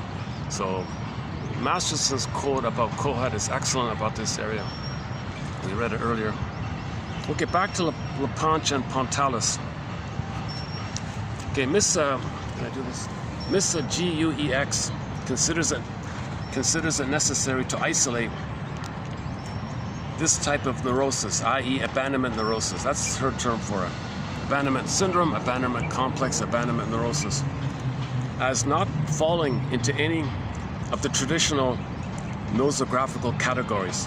At first sight, the symptomatology of this condition in question, i.e. self-defeating behavior, hopelessness, helplessness, worthlessness. Masterson would now the current term would be Masterson's abandonment depression. So we can update it with Masterson, abandonment depression. So it doesn't fit anything specific, let's say.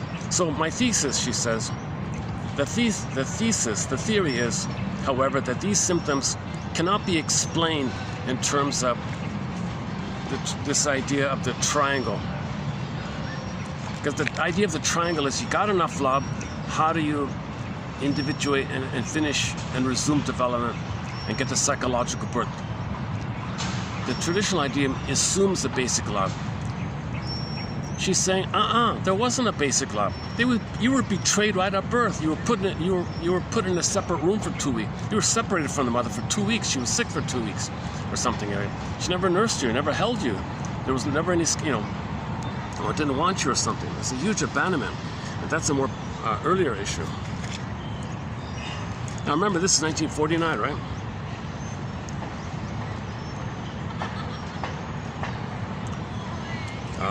Okay, so this is she calls it a basic emotional insecurity. The unlimited need for love manifested in a polymorphous way, which often makes it unrecognizable, is held to indicate a search. Oh, the kids are coming out. A search for love. Manifested.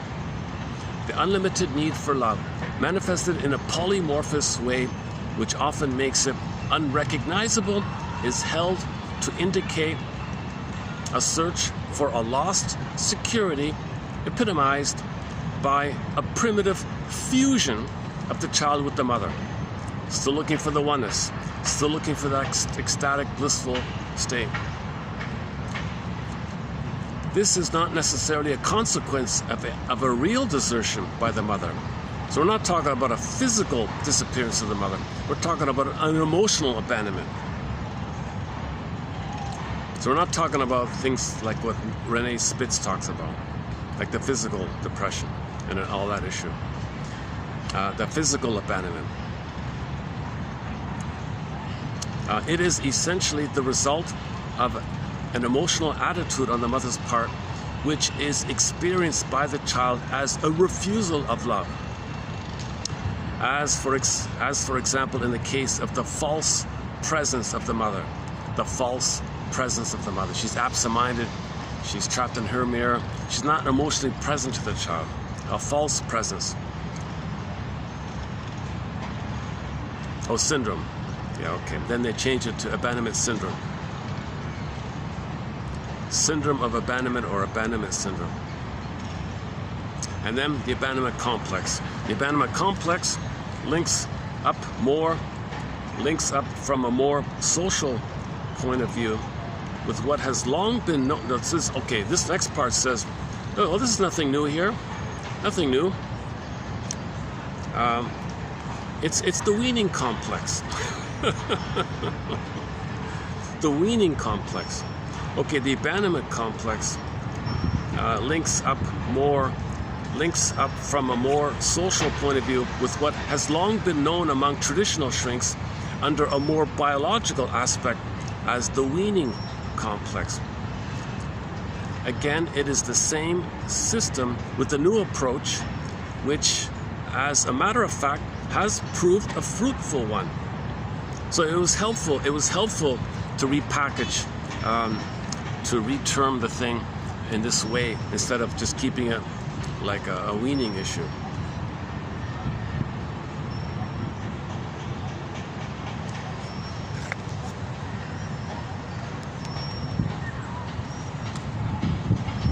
Okay, so this is from, this next one is from the author herself.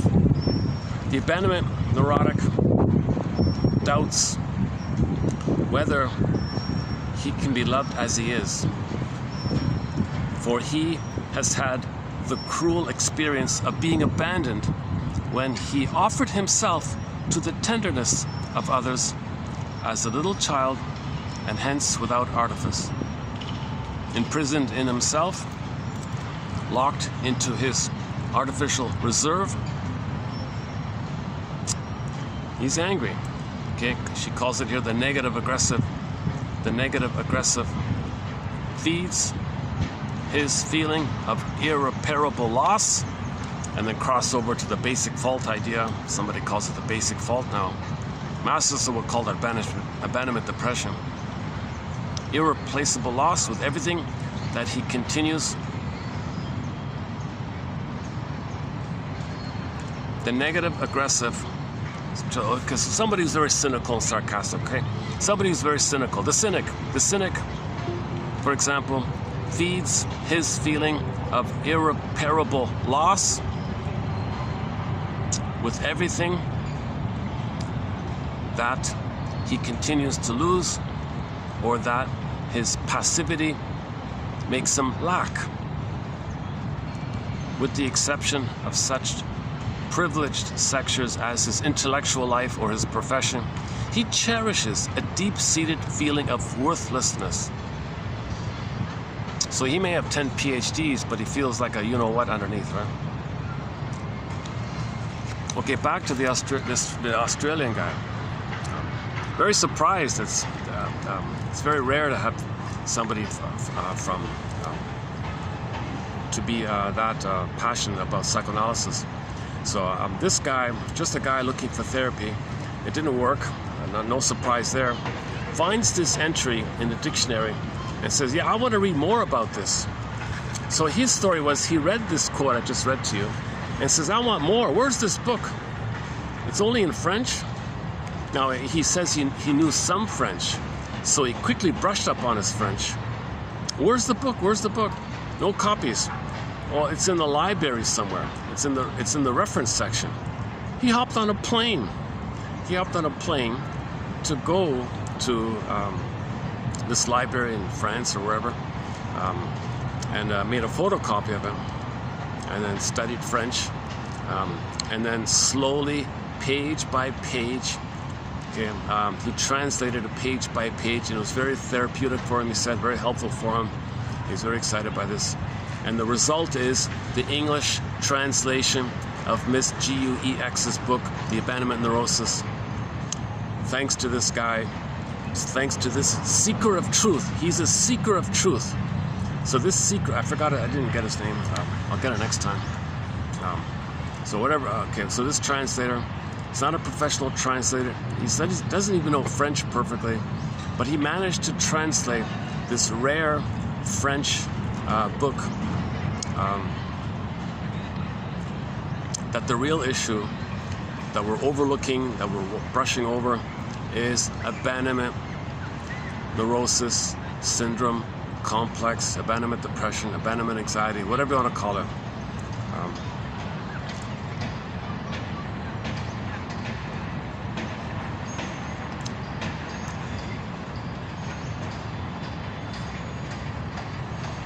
So this is the quote-unquote pre-Oedipal, meaning the earlier phase, meaning the two-person psychology. So traditional psychoanalysis is a three-person psychology. You want to express your anger to your mother, break free, and be yourself.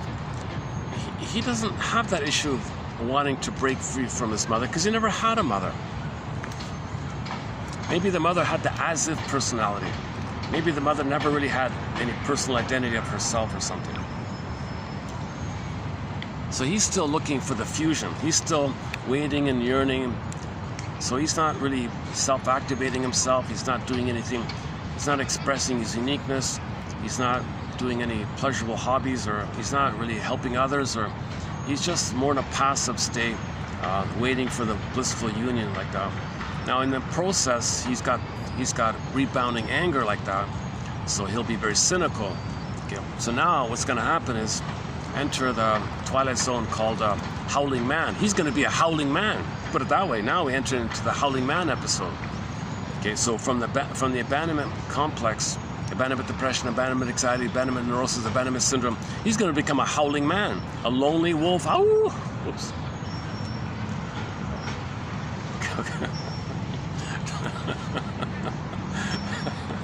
So there's a very good Twilight Zone episode called The Howling Man.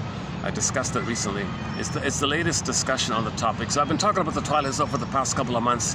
We've done 12 episodes so far. The most recent episode discussed was the Howling Man one. We've done Gabe's Story, Wong's Lost and Found Emporium, Memphis, okay, and a whole bunch of others. Okay, let me comment here now on the Howling Man and then go back to Take My False Slide, Please. So let's do the 2 Twilight Zone episodes. And then we'll go back to the record, Edmund Burke's theory about the record. We'll kind of backtrack like that. Okay, so Howling Man, okay, it's a parable kind of thing to make the point that's vividly made in the science fiction. I need a blackboard to have these cross references and link it all up. So let me let me slide across to the Forbidden Planet for a minute, and I'll zip it back. But when I go to the Forbidden Planet, I gotta do the Star Trek. So I gotta.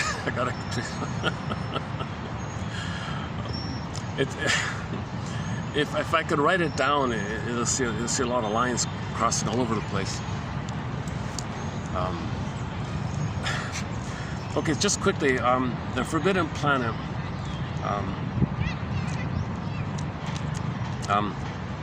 It's a science fiction film, 1956 science fiction film entitled The Forbidden Planet. You got this massive planet in the sky, but it's mechanical. It's a mechanical man-made planet, a massive mechanical machine man-made planet, made by some super advanced alien race called the Krell, and these Krell people who are millions and millions of years ahead of humans. So as a hobby of theirs, for fun or whatever, they created this toy or something, I don't know. Okay, now Burglar would call this a metapsychological prop. So this idea of the fantasy machine planet, which can materialize your thoughts, it's a teaching aid, it's a teaching device. Metapsychological prop. So the prop is, or the teaching aid is, if you're on the planet and you have a thought, it'll poof it, it'll manufacture it, you'll see it there. So Mr. Morbius was on the planet, he had a thought, poof, and there it was.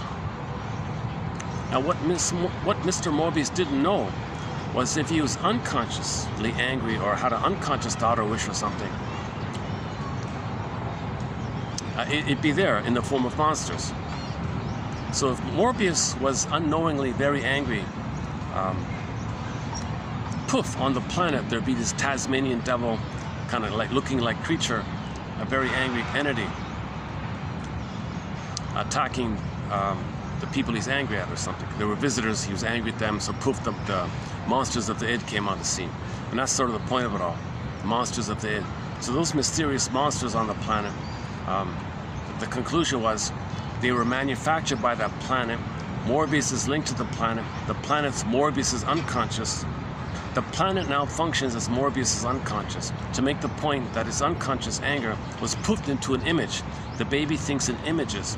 So the image of the monster is code for his anger. The anger is pictorialized as the monster.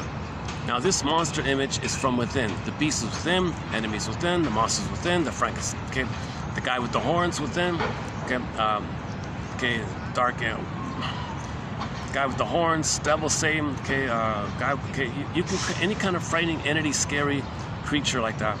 That's a picture of your anger. The point is, it's within. So they were saying that these are monsters of the unconscious, okay, meaning you're unconsciously angry. So in the film, they specifically said it. Oh, these Tasmanian devil monsters running around. They're monsters from the id. What's the id? The elementary basis of the unconscious, or the energy of the unconscious. Now the point of the story was, you know, Morbius would have a conscious wish. There it was. He understood that, but he didn't know fully that it would also poof his unconscious wishes. So he had an unconscious wish that his anger would attack the people, and then that's what happened. The Tasmanian devils would scare off the people or something. But he didn't know himself. Nobody knew where these monsters came from. There was a big question mark throughout the film. Where do these Tasmanian devil creatures come from? Are they from another place? Are they from the planet? No one got it. Then the conclusion was, oh, it was materialized by Mr. Morbius's anger at those people, because that machine produces what you wish and feel and think and wish and all that. So he had an angry wish like that, an angry feeling, wish feeling. So the teaching or the lesson, the conclusion is to emphasize this point. Number one, your anger is going to be put into the form of a picture of a scary dude. Scary animal, scary dude, scary creature, wild creature, monster, vicious thing, whatever. Okay. So these monsters are pictures of your anger. And the anger is within. So the picture means your anger, but the anger is within. Monsters of the id, it's within. Okay, now we play Delirium song. Oh, do we have it here? Oh, let me check it. Let me see if we have it. I'll play another Delirium song if I have it, called Self-Saboteur. Don't you know, don't you know, don't you know? It's all like from within like that. Now the point was, the lesson was, if you don't know that it's within, if you can't handle the truth, I don't want to bother the people in front of me there. They don't hear me at the side, but I think these people in the front can.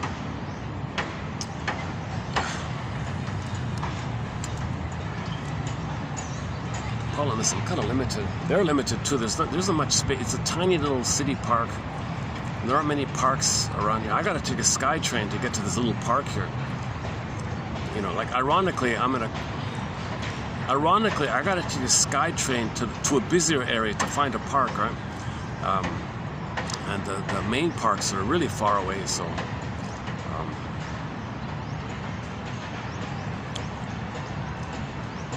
There's 2 other parks I could go to. It's like an hour away. By the time I get there, it's going to be, Jesus, you know. And the rush hour coming back. So this is sort of my only little option here. So I got to make it work here somehow. Sometimes I'm lucky. It's pretty quiet.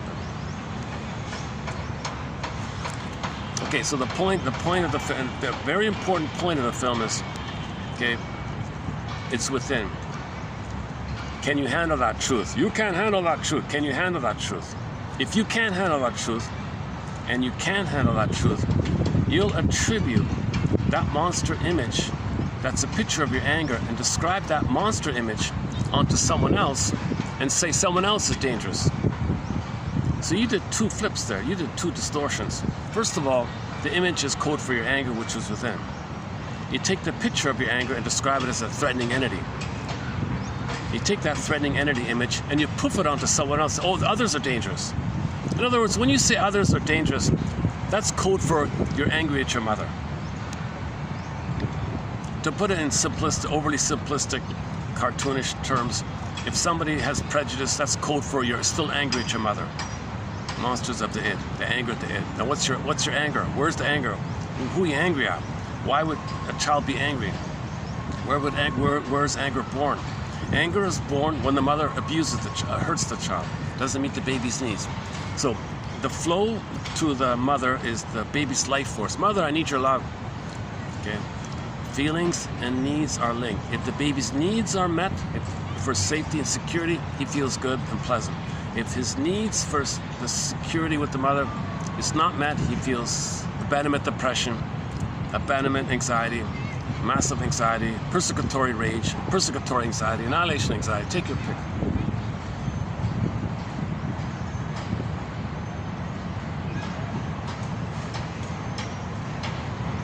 Did they go? Oh, they're still.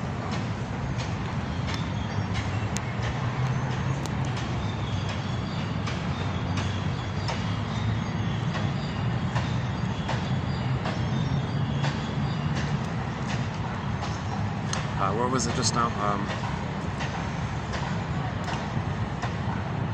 We're talking about the forbidden planet, the monsters of the id, right? Oh yeah, so so with prejudice, you're making two mistakes are being made. Number one, the idea of somebody being threatening.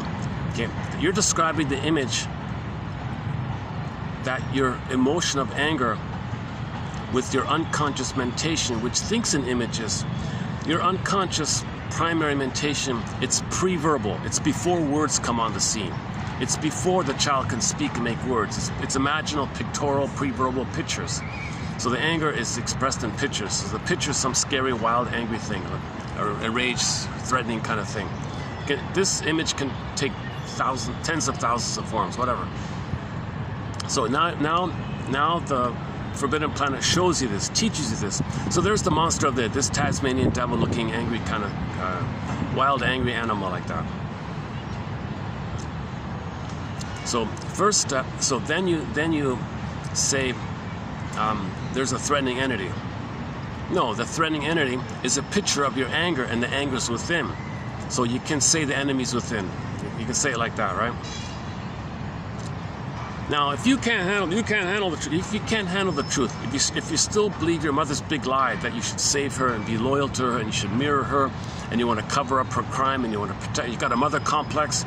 Okay, that's called a mother complex. You can't leave the mother. You're too bonded to the mother. She hurt you too much. It's a negative bond, though. It's a negative union, and you can't leave her because the trauma with the mother makes you stick to her. It's called the tar pit of a negative symbiosis. Okay, so then if you can't handle the truth because you're so tight with the mother, you're too tight, and you crossed over and you are her like that, a psychic incest they call it, psychological incest. Okay, that's it's on the pictorial images they got married, but no, it's a metaphor for the fusion within. So the outer story of the marriage, no, that's within. The two became one like that, and you crossed over. So it's a sick kind of thing. So mothers are doing a sick thing to their children. The children become sick like this. Children are meant to be loved so they could be themselves. Mothers say, no, you take care of me. So he becomes her to take care of her. Well, what else? Okay, so mothers are desperate to get their needs met. That's why they do it. They don't mean to do it, but they're just in a compulsion to get their needs met. So they're just in a panic to get their needs met. Because the mother has abandonment neurosis, and she's desperate for the fusion. So baby, you give me fusion. My mother didn't give me fusion, you give me fusion. So there's like a fusion, there's one, like marriage, one. That's to me like that. Okay, so back to the Tasmanian devil. So you got the image of the Tasmanian devil thing. Now if you project that, and you can't handle the truth that's within, and you describe that angry entity as a threatening thing, and then you poof it, then you attribute that's yours onto someone else, innocent, and describe others as possessing those traits of your image, of your anger. And now suddenly poof, you say, oh, they're dangerous, they're threatening, oh yeah, and you're all worked up like that. Now, to keep it repressed, you keep it projected, repressed. So now now you're getting to prejudice area, because to maintain the repression, you got to be prejudiced. You got to convince yourself, make it up, hallucinate, Crank yourself up. Cherry pick. Make up. Just make it up. Work yourself up. Just be hysterical. Just work yourself. Just whip yourself up into a frenzy. Just imagine it. Just get yourself excited, because that represses the truth that you can't handle. So if you can't handle the truth that your mother betrayed you, you just say, oh, others are dangerous. Saying prejudice is a defense mechanism to make you unaware of the pain that your mother failed you. Okay, that's one maybe shortcut way of saying it, right? So let's see if we can dig up a self-saboteur. The very good song linked on this point is Self-Saboteur by the band Delirium. Let's see if we get it. If we have it here. Do we have it here? We've got After All. We've got Fallen. A Son of a Gun. Oh, we do have it. Yeah, good. Okay, you're going to hear another song by the band Delirium. Listen to the lyrics. A song called Self-Saboteur.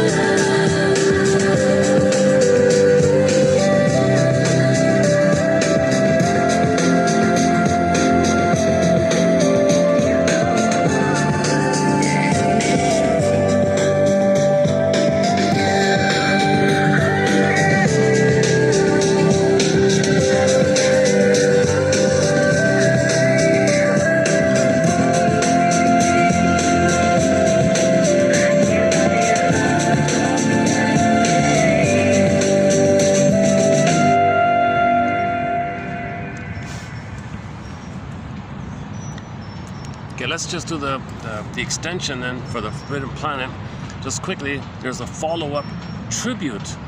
Star Trek did a tribute and a follow-up to Forbidden Planet in 1966 with the original Star Trek series. That's the one where Spock plays the piano, an episode entitled Requiem for Methuselah. So same kind of setup. Okay, a lonely guy on an island kind of thing, on a planet, sorry. And same kind of thing. When the guy was angry, a machine robot would attack somebody. So you'd see the guy, Mr. Flint, when he was angry, okay, a mechanical flying robot would attack the people he was angry at, but he didn't know it was from within. Similar motif like that. And there's a lot of commonality, a lot of tribute, a lot of crossover. But they added one important thing. Okay, so in Star Trek's episode entitled Requiem for Methuselah, you got a mysterious 6,000-year-old man on the planet. Similar to Morbius on Forbidden Planet, you got the 6,000-year-old man on this planet. And he played various famous people all throughout history for the past 6,000 years. But he suffered abandonment neurosis. Okay, Requiem for the loss of our soul. Okay, the song for our suffering of the human condition, that we've been in a traumatized state for 6,000 years. So we've been a traumatized version of ourselves for 6,000 years. Hence the idea of the song for the loss of our soul. It's not totally gone, but for the loss of not being connected to our soul. That's a loss to not be connected to your soul. Hence the requiem or the music, the piano idea for this phenomenon. And one of the characters is Methuselah, some fictional character who lived for 1,000 years, meaning timelessness. So it's been going on all the time. So the 6,000-year-old man played various famous people all throughout history. He was Einstein, and he was Mozart, and he was Brahms or whatever. Michelangelo, he was all these kind of people like that. In his current state that we find him in, he's on the planet as an anonymous scientist kind of guy called Mr. Flint, Dr. Flint, whatever. And what's he doing? He's using all of his knowledge for the past 6,000 years to build a perfect robot woman. He wants the perfect woman, okay, to understand him, mirror him, see him, accept him, love him like that, and be one with him, and fuse with him, and be one with him, and serve him, and comfort him. And he was building this robot. So he built this woman robot, but the problem was it's not a human, of course. But he would use algorithms and this and that and this and that. So she was a pretty girl who would say nice things, and perfect, elegant hostess kind of woman or something. But something's missing, of course, right? So he's in the process to find mother. He didn't get the fusion with the mother. Okay, enter the Star Trek people. So Kirk comes on the scene, sees the robot. Just one look. That's all it took. Oh, just one look. Love at first sight. Spellbound. He's entranced. He's one. He wants the fusion. He feels the blissful oneness of the perfect woman. She's mine. The 6,000-year-old man said, "What are you talking about? I've been working on it for 6,000 years." "No, she's mine." So the two guys are fighting over the robot woman because neither of them got oneness with their mother. Okay. And then the side comment was the eternal love triangle. So is that Oedipal or pre-Oedipal? Come on, it's still pre-Oedipal. The Oedipal, the so-called Oedipal, is really the pre-Oedipal. But it's embarrassing to talk about the pre-Oedipal, so we talk about the Oedipal. Jesus Christ. Meaning that we want to leave mother. But a lot of people pretend to leave mother, but they didn't leave mother. So whatever they're doing is just a camouflage to make them unaware that they didn't leave mother. So that's the eternal triangle issue. So the 6,000-year-old man stands in for all of us, and Kirk is just an example of somebody in the present like that. So it's been going on, the eternal love triangle issue, i.e., babies are being removed from the mother at birth. That's an abandonment neurosis, an abandonment syndrome, an abandonment complex. Okay, so we're doing this disturbed thing of severing the cord in the placenta when the babies come out. That's the abandonment. Now he's got the eternal love triangle. The problem of missing oneness. Now what? You spend your life greedy, envious, angry, okay, discharging your anger, prejudice, survival, jungle slogans, you're angry, greedy. Come on, right?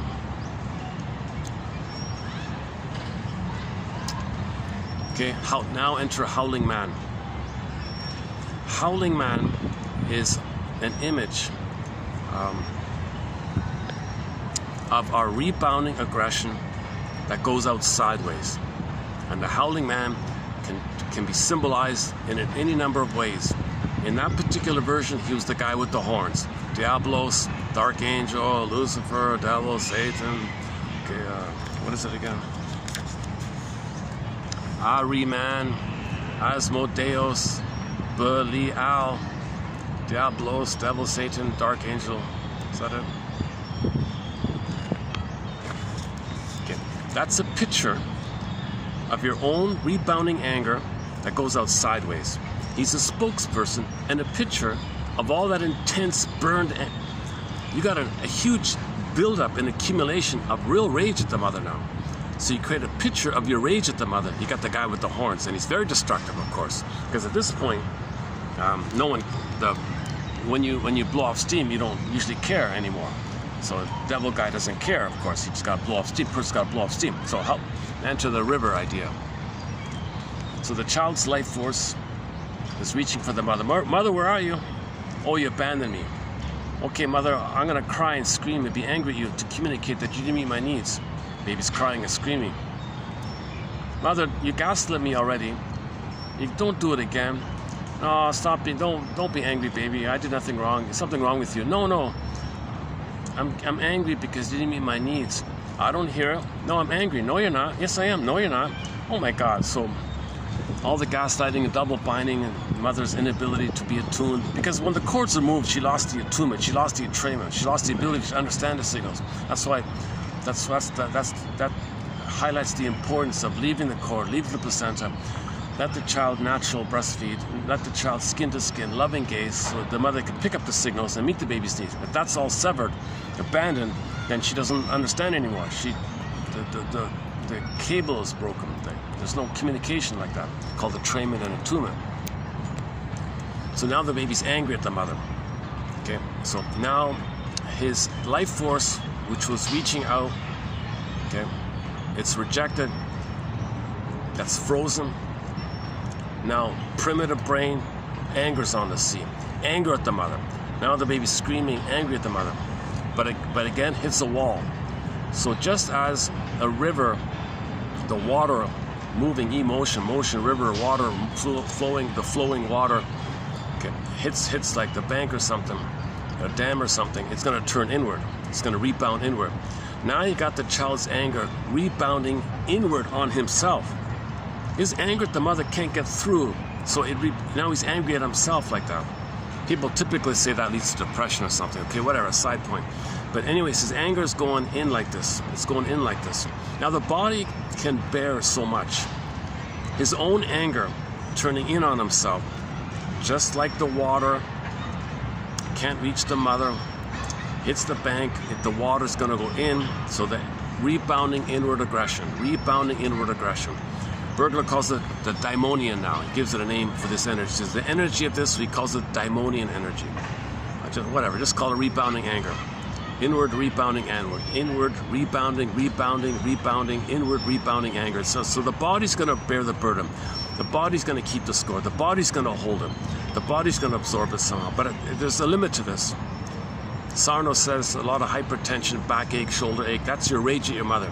Your musculature's holding. You're holding it with your muscles. And you might want to work out to get more muscles so you can hold more, because you got rebounding. Give me more muscles so I can hold it more. You're trying to hold it all like that. But there's a limit to this. Keeps going. At some point, okay, some people, okay, I don't know to what degree it's going to be held in, and at what point it's going to leak out sideways. But when it does leak out sideways, now we say, let's have a picture or a spokesperson for this energy. The spokesperson or the symbol for this rebounding energy is Diablos, devil guy, Satan guy, guy with the horns, this enraged looking guy with the cape, steam, puffs. Okay, he's destructive, right? The devil guy is destructive. Meaning, for the person, they're angry at the mother. It's too intense, rebounding inward. Now it's dispersed onto everywhere, basically. So now the person is going to be angry at anybody, he doesn't care. So everybody can be his mother. He hates the world. He hates everybody. The devil hates everybody, right? The devil hates everything. Envious, hates, that's all he cares. All he cares about is Italian, if you anger. It's just all anger. The anger is he wants to, first he wants to control the mother, but he can't control the mother. He tried to control the mother. So the only way to control the mother is to damage the mother. So now he's going to damage, now he's destructive, because the baby thinks if he can damage the mother, maybe mother will cooperate or something. First he wants to control the mother, he can't control the mother, so he's got to damage the mother in his attempt to control the mother. The baby thinks if he control the mother, maybe the mother will calm down and love the baby. He's desperate, baby's desperate to survive. So this phenomenon with the mother gets dispersed onto the world like that. That's why it's destructive. So he's going to be destructive onto the world. That's the devil. Okay, so a quick, convenient way to think about this is the word live spelled in reverse. L-I-V-E goes like that. Mother, love me? No. I'm angry at you. Mother says no. Now you take the letters L-I-V-E. It's going to rebound in. Now reverse those letters, E-V-I-L. Okay. So now you got this harmful, destructive quality. A spokesperson for it can be, put a D there, okay, or Diablos, okay, or anyone else, doesn't matter. Myths and fairy tales all around the world have an image for this destructiveness. It's not a biological instinct. We weren't born to hate or anything like that. Okay? We're born to be loved and express our uniqueness and be generative and ethical and moral. That's our natural state when we're loved. But the mother's traumatized, our anger around it is destructive like that. The destructiveness, the positive intention is to control the mother, even if you destroy the mother. But if the mother's gone, well, she doesn't hurt you or something. That's why it's destructive, right? Now, okay, so in the Twilight Zone episode called Howling Man, okay, the devil was called the Howling Man, and they made a point about he can disguise himself, and you got to be aware of this. So, i.e., you got to be aware of your own temptation to think others are your mother whom you're angry at. Now, you might first see others as your soul, which you shame, and then flip-flop. After you shamed your soul, you think the person who played your soul is poof, your mother, now you're angry at the one you shamed. So that kind of destructiveness, the spokesperson for this inner rebounding anger that goes out sideways so it doesn't go into the body anymore, okay, that's the destructive. So destructive, so you got a character called Mr. Destructo, and then Mr. Destructo could have 10,000 names, including the famous ones. In that episode, it was the devil and the Howling Man. Okay, in that episode, it was the Howling Man, the devil, again, Satan, devil, black angel, dark angel, whatever. Ari Man, Asmodeus, sounds like Amadeus, right? Asmodeus, Belial, wherever that is.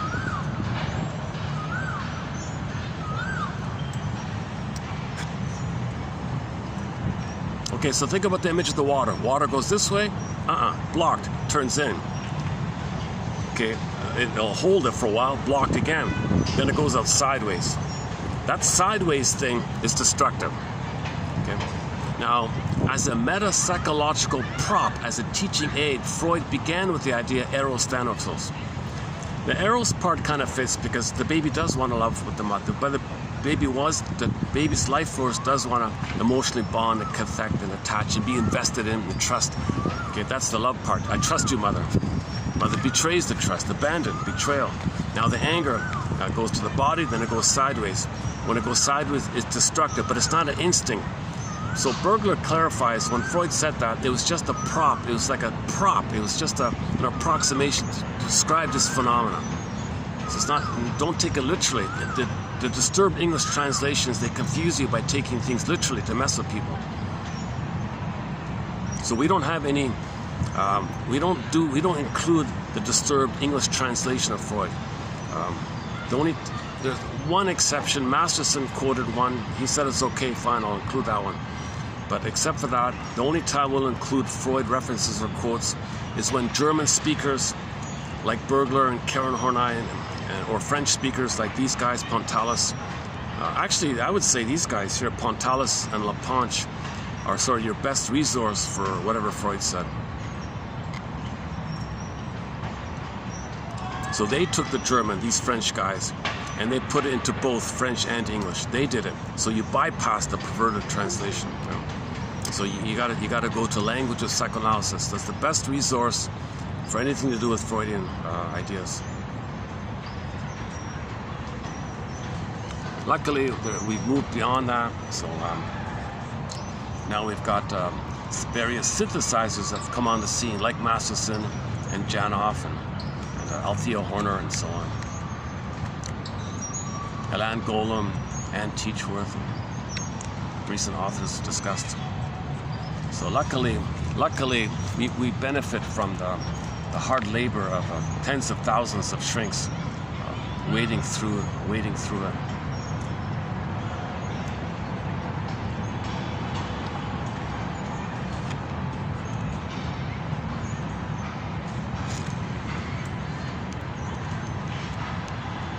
Okay, now let's backtrack to the... We're still recording here. Let me check the battery. How's the battery doing? 50%. Okay, I'm getting 4 hours with this new battery, so I can do 4 hours.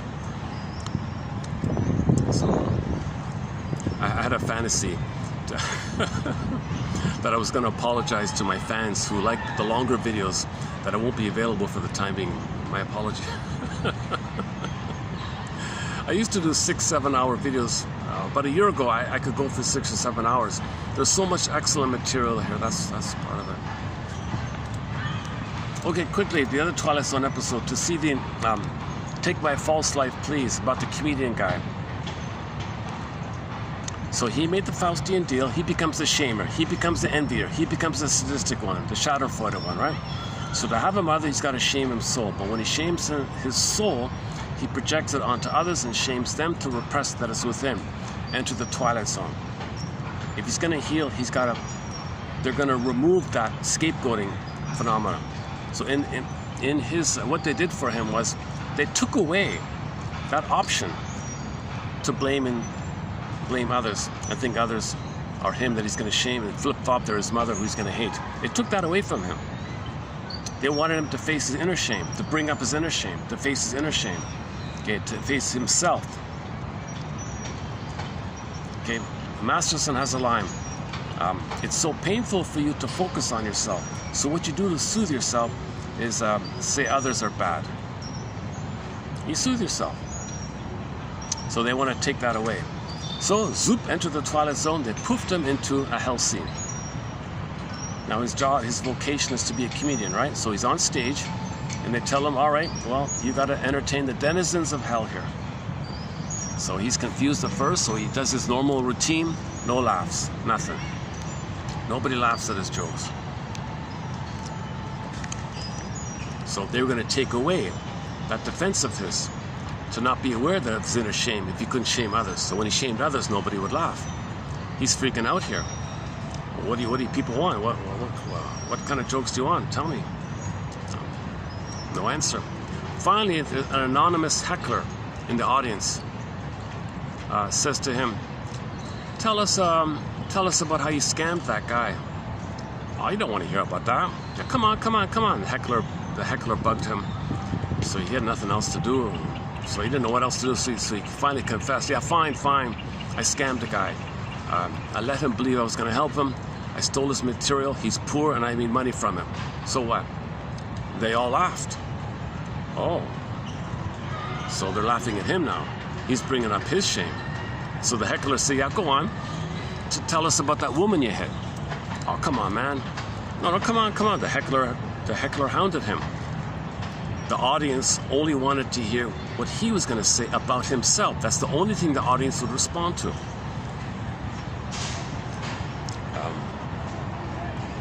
Okay.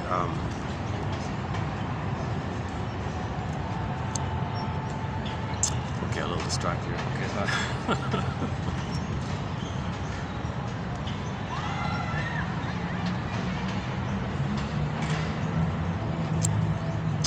Okay. Okay, I got a few distracting things on both sides of me. I'm gonna get used to it.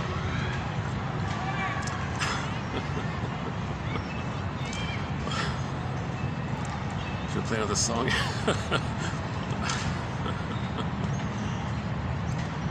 I guess I need to play another song here. So after I play this song, let's go back to the Twilight Zone episode. Take my false light, please. Hold on a second.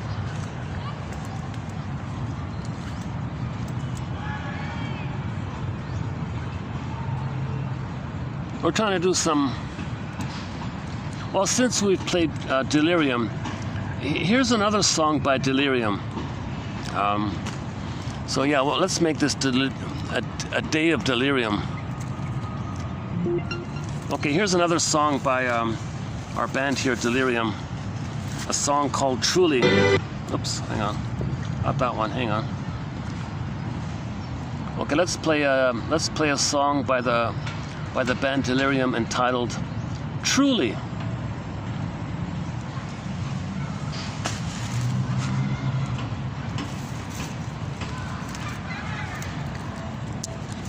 If my speaker cooperates. I got this flimsy dollar speaker. It keeps it's very fickle for some reason. Doesn't. You gotta keep turning it on and off all the time if you want it to work. Okay, hang in there. It's a good song. Very good song.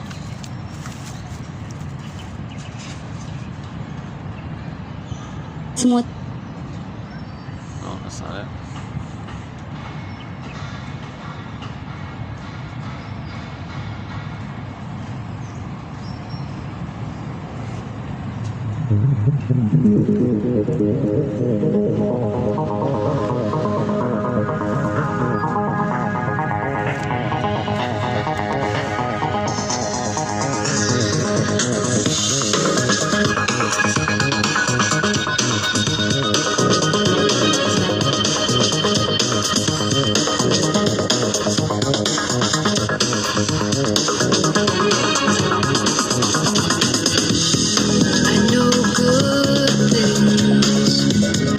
I know bad as well.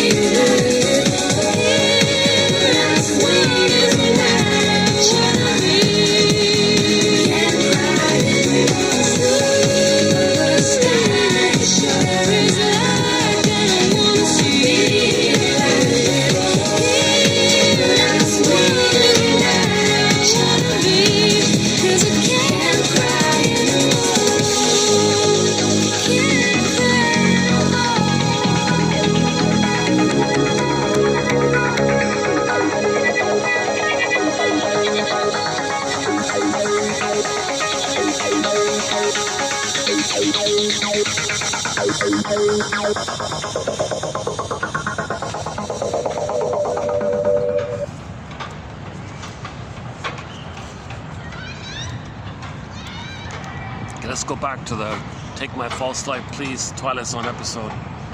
So he's in the Twilight Zone, he's in the hell scene, he's on stage, and the heckler keeps wanting him to talk about himself, to bring up his shame. So the heckler said, yeah, tell us about that time you hit the woman.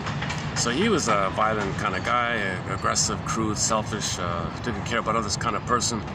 And turned out that one time he hit a woman, and so now he's starting to maybe be embarrassed and face his shame. Yeah, come on, man. The heckler's saying, come on, tell us about the time you hit the woman.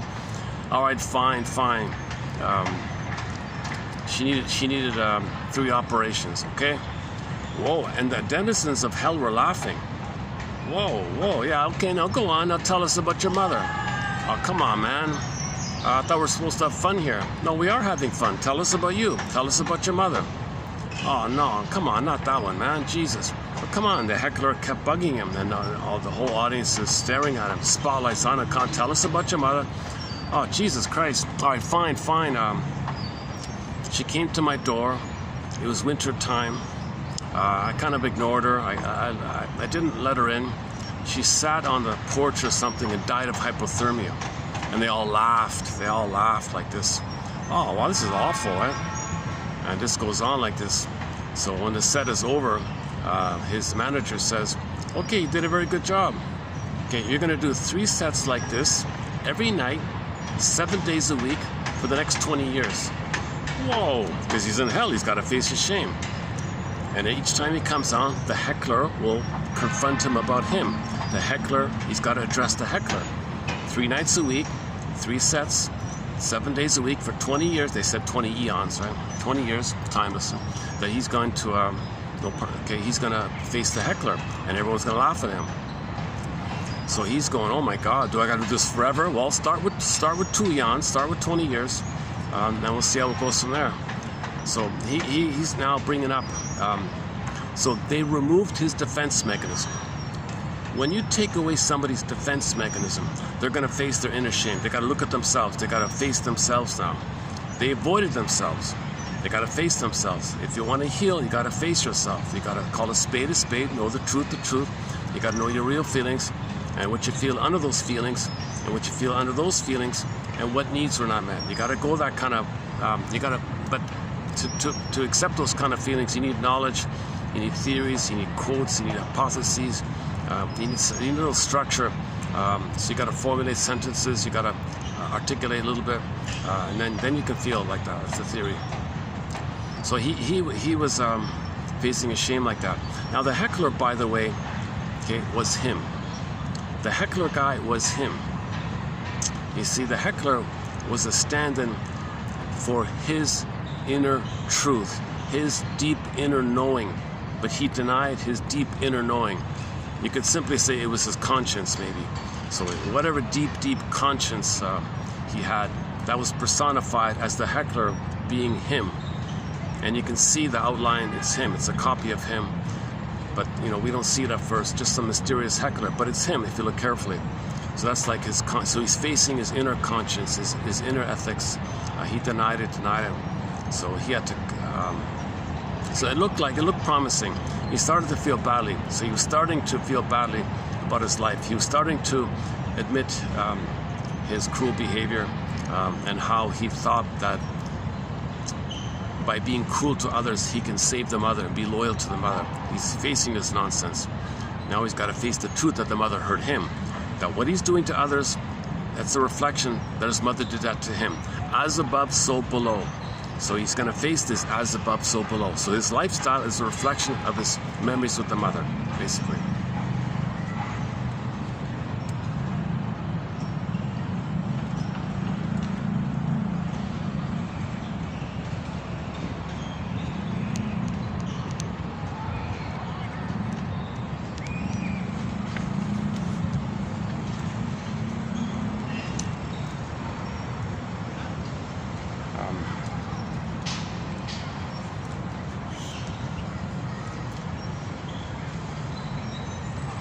Okay, let's finish up with Miss G-E-U-X or G-U-E-X. I think I have a typo here.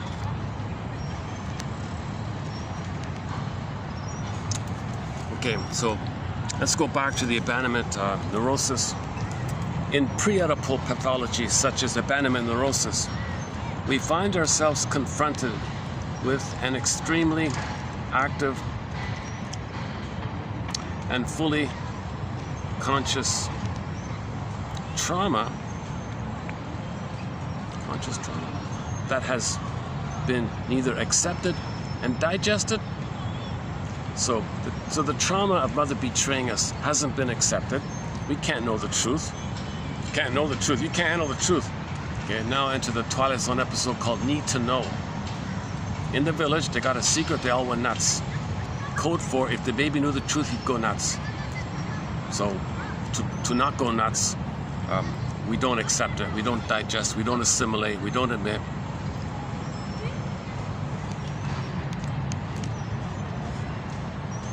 But it's there. It's called the unthought known. The image is the scarecrow. The guy has no brain. In trauma, the guy has no. So knowledge of the trauma is fragmented from the feelings of the trauma. That's the Tin Man. And the scarecrow and the Tin Man are separate places. So they're not linked like that. So we got to link. We got to link up the Tin Man and the scarecrow, and then you link up the cowardly lion. That's your embodiment. Okay, so the trauma is known, but it's unthought. Scarecrow has no brain can't think it. Unthought known. It's in the body. Remember, it's in the body. Now, of course, with trauma, you lose your heart, meaning you're not gonna love and feel from the heart. That's like your soul flying away. You feel empty. And the scarecrow and the Tin Man being like that means the outcome's you're gonna feel kind of disembodied as the cowardly lion. So Dorothy is a symbol within the psyche. That's the innate drive of healing to line it up. So we want to line up those three and get mind, heart, and body lined up again, linked up again. We want to link it up. You don't want knowledge of the trauma separate from the emotion of the trauma, and they're separate. You're not going to heal like that. Now, to keep it separate, you engage in jungle slogan thinking, you keep it separate. You don't heal when you engage in jungle slogan thinking, adversarial thinking, oppositional thinking, either or thinking. You don't heal like that. You only heal when you get both and thinking, when you do linking. Linking is healing.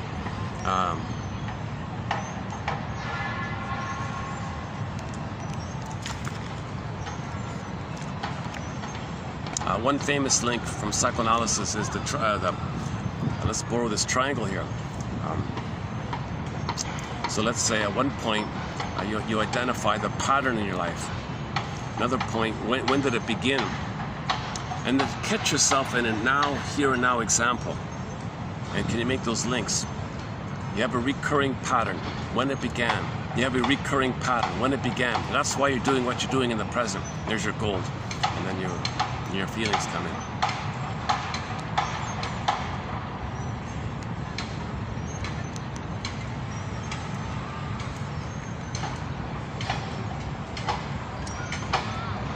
Where are we here? In pre-Oedipal meaning, the first few months of life, basically. In pre-Oedipal pathology, such as abandonment neurosis, we find ourselves confronted with an extremely active trauma that has been neither accepted and digested nor repressed. It's not even recorded even. They say it didn't even get a chance to be wired in. It disassociated, but the body knows it, but it's not articulated, but it's known, but it's not like wired proper. It's not like it's too frazzled within, so it's not even quote unquote repressed. It's just too frazzled, but it's known somehow. So-called beta elements, you know. It is felt and appears as actual in spite of its origins being so early. In the most cases, the sufferer's rumination is interminable. Okay, this is unconstructive wallowing. When you're wallowing in a non-constructive way called non-constructive wallowing. So this is, we suffer from reminiscences, we suffer from this rumination. The client creates the neurosis not because of unconscious eruptions, but not because of Freudian slips, but as a continuum of self-provoked regressions and reenactments, which results in the neurosis existing in two locales, infancy and the present. So it's not like something happened and it's going to come out. It's like it happened and you're still there, and the past and the present is too blurred. That kind of things like that. The subject constantly rebounds between the two, generating behavior reflective of this confusion. This is a stage of development where all instinctual and emotional force is drained in one direction, driven by a single necessity. So the person is still looking for reassurance of love and security. So she has a way of putting it that's a little interesting. You're in the present, yes, but the past haunts you so much. But you're in the present. But in the past, you're still looking for love and security. But you're in the present. But you're not in the past. But the past is so strong that you're looking for love and security. But you're in the present. So there's a kind of a blurring in that kind of area. So she thinks in those kind of terms, rather than you're in the present and you totally forgot the past, and the body bears the burden and you're prejudiced on others. But if you do it that way, it's still crying for love. You just find proxies to cry for love and shame them. And then you see the one you shamed as your mother and you're angry at them. So it's still going on like that. It's just more visible the way she's saying it. Whereas the other way, it's just more veiled or something. In a client of the negative aggressive type, okay, so she used the example of the cynic. In a client, so the cynic. So there's an obsession with the past and with its frustrations, its gaps and defeats. It paralyzes his love for living. So this is the guy with ennui and cynicism. He has a tendency to go back over his past and present disappointments, building up in himself a more or less secret area of bitter, disillusioned resentments that often amounts to a kind of autism. But unlike the genuine autistic person, the abandonment neurotic is aware of this secret zone, which he cultivates and defends against every intrusion he views.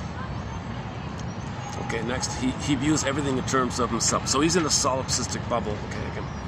His retreat into himself does not allow him to have any positive experience that would compensate for his past. Okay, he doesn't accept anything. He doesn't trust anything. He thinks everything's too impinging. Everybody's the engulfing mother or the abandoning mother. He doesn't trust anybody. So he can't accept any positive experience because of what happened. So he can't benefit from any good things, right? Hence the lack of self-esteem and emotional insecurity. And as a result, there is an overwhelming feeling of incompetence in relation to life and love and to people, as well as a complete rejection of the feeling of responsibility. So he's not relating to others, right? Others have betrayed him and thwarted him, and yet it is only from these others that he expects any improvement in his lot. So he's still waiting for Mother to change her ways. And then he's still waiting for a magical time machine to appear. Take him in the past and Mother corrects it. That's the only thing he'll accept. It's not going to happen, right? So I got to give credit to this guy, so the Australian guy. So he translated the book. So what I'm reading now is his translation. He's not a French speaker. He's not a shrink.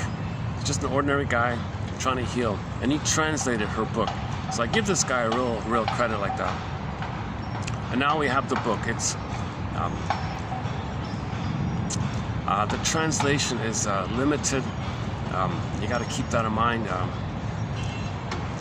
He's a seeker himself, so it's vastly different from the original French, from the author.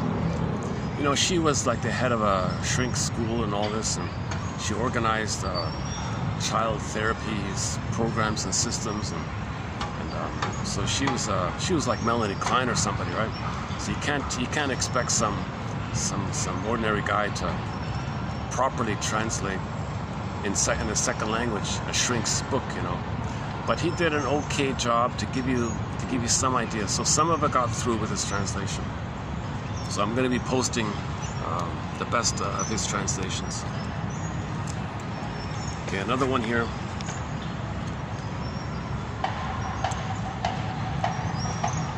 Okay, so here's like a little bit confusing with the translation. If the analyst actively demonstrates that knowledge of the client's past is of no interest except in terms of how it can affect and modify life in the present, the client comes to see and feel everything regarding his or her past life in a new way. Thus, emotion is mobilized, permitting its expression and drawing into consciousness the actual events that were traumatic. Okay. So he's talking about the transition from unconstructive wallowing to constructive wallowing. If you're going to talk about the past and the past and don't make any links of the past to the present, it's not constructive. But if you can link it to how that influences your present and make the past present link, then it's constructive. If you're going to talk about the past, you got to link it to the present. Then it's constructive. It brings up feelings, and that's constructive. The unconstructive thing is just to wallow in the past, and don't link it to your current behavior.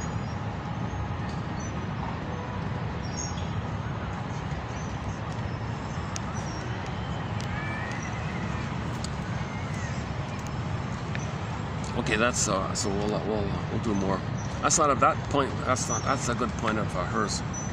The translation, I had to pause with it a little bit, but I'm pretty sure that's what it meant. I'm pretty sure that's what the original was. That if you're going to talk about the past, you got to include how that past influences you in the present and how you are influenced. That means you're now the master of your fate. You're doing it. Yes, there's a link, past-present link, called transference, repetition, compulsion, past-present. So you're doing the thing in the present. You learned it in the past. That's why you're doing what you're doing in the present. And it's a pattern in your life. Back to the triangle kind of thing.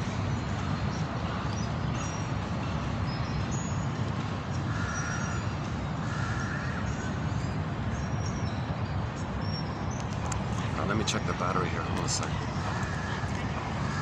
I've had so many battery mishaps. 46%.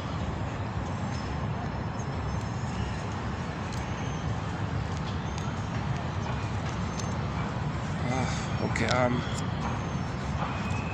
maybe I'll just go on to today's quotes then.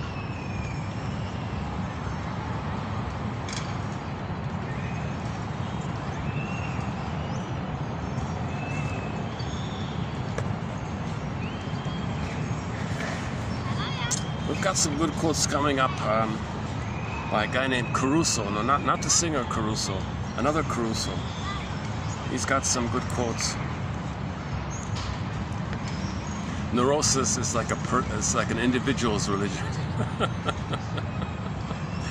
Like religion is a mass neurosis. Well, every person's neurotic.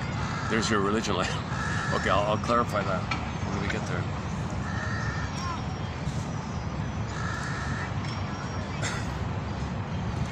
Okay, whenever I post quotes on religion, I got to do a lot of preamble and disclaimer and clarifying comments, kind of thing. It's jam-packed with psychology. Religion is so loaded with psychology. Oh my God, it's a bursting suitcase, you know. It's just all psychology, really. Okay,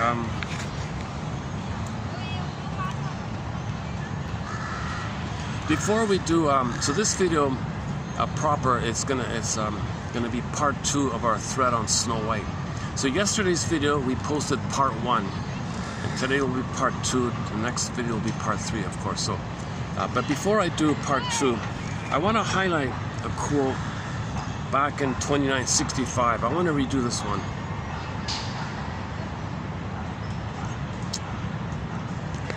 Okay. Realize the reason you were not loved and accepted as a child was not because you were unlovable. Okay. Again, realize the reason you were not loved and accepted was not because you were unlovable. All babies are lovable. Unfortunately, for whatever reason, the circumstance we're calling it the "oh cunning tales," where the mother uses the baby to meet her needs. Oh cunning tale. There's a secret with the mother. Okay? The image is the key is under mother's pillow. What key? In the Iron John story, the soul is locked in a cage. You need the key. Where's the key? It's under mother's pillow, meaning the secret's with her. That she used the baby to meet her needs. It's unknown, dark, under the pillow is dark, hence unconscious. There's a key there. You got to get the key. Mothers don't voluntarily give you the key.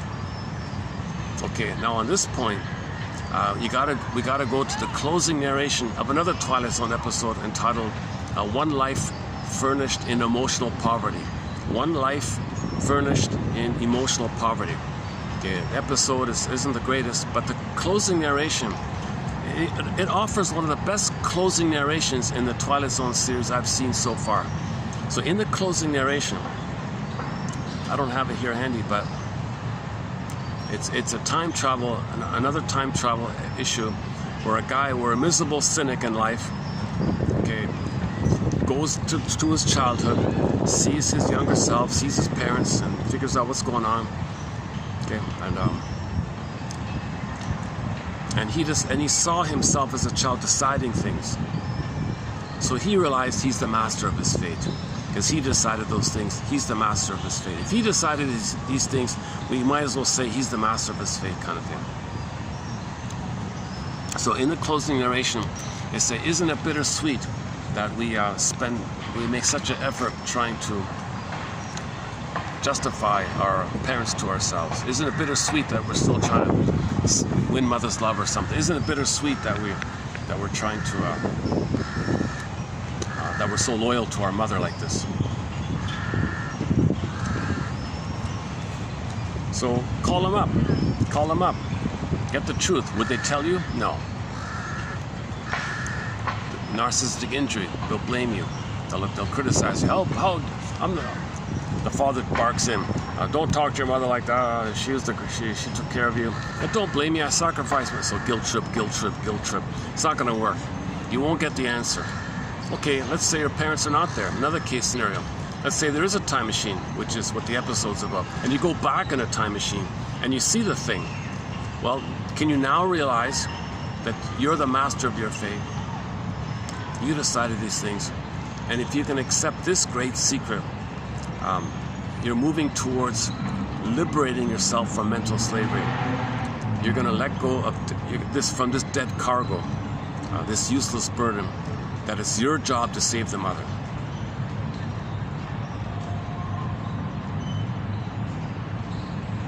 Okay, there's a few other points to it there. Now, on that episode, that springboard to Gabe's story, and that's a 2-hour discussion on Gabe's story. One of the best episodes in the Twilight Zone, in yours truly's humble opinion, is Gabe's story. That's the number 2 best episode, Gabe's story. Number 1 being Wong's Lost and Found Emporium. Number 2, Gabe's story. And I'm putting number 3 as Take My False Light, Please, about the comedian mentioned earlier. Now, Howling Man is going to be in the, probably, it's going to end up being in the top 20 for sure. Maybe in the top 10. I haven't seen the whole thing yet. That's a good episode, that Howling Man. Very visual. A lot of people say it's their personal favorite. The acting, the main guy was kind of a little tedious or annoying or something. So they kind of missed it with the main actor.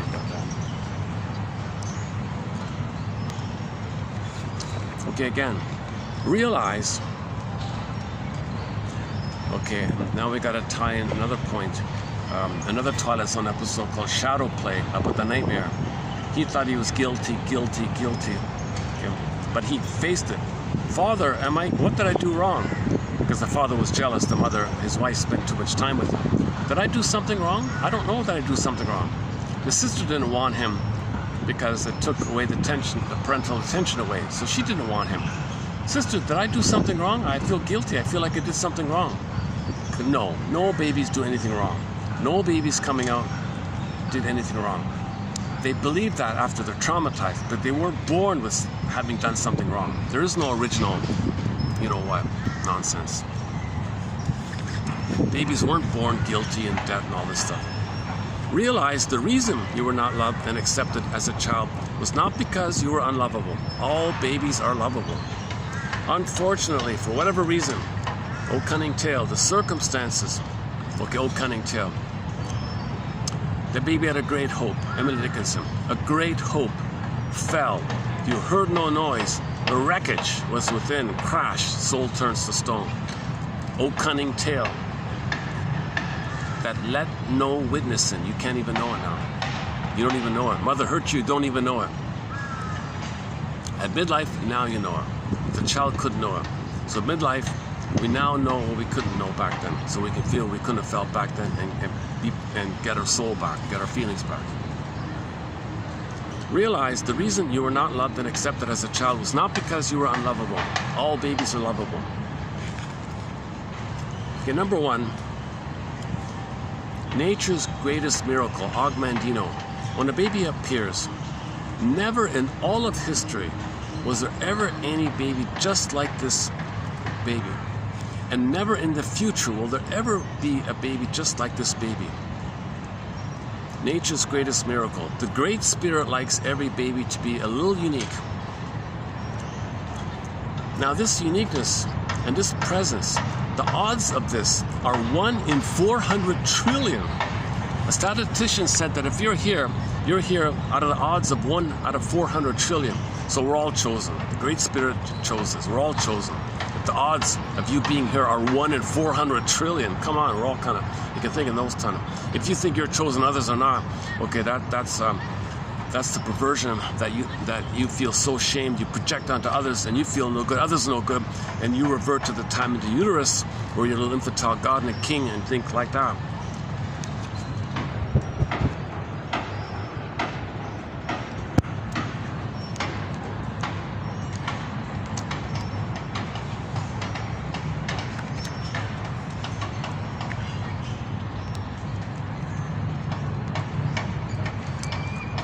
Where are we here? Realize the reason you were not loved and accepted as a child was not because you were unlovable. Nature's greatest miracle. You're lovable. It's a mystery, a real delightful mystery. A real delightful mystery. All babies are lovable. Unfortunately, for whatever reason, the circumstances of your childhood, i.e., your mother was impaired. She was impaired.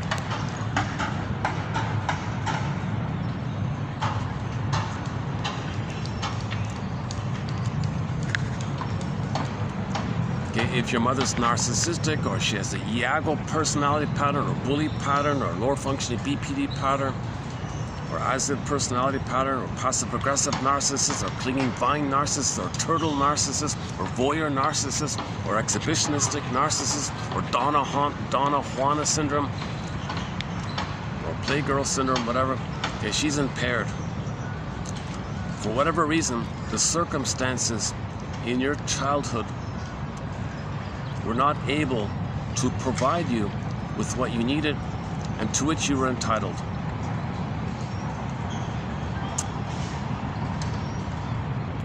You'll be tempted to treat yourself the way your mother treated you.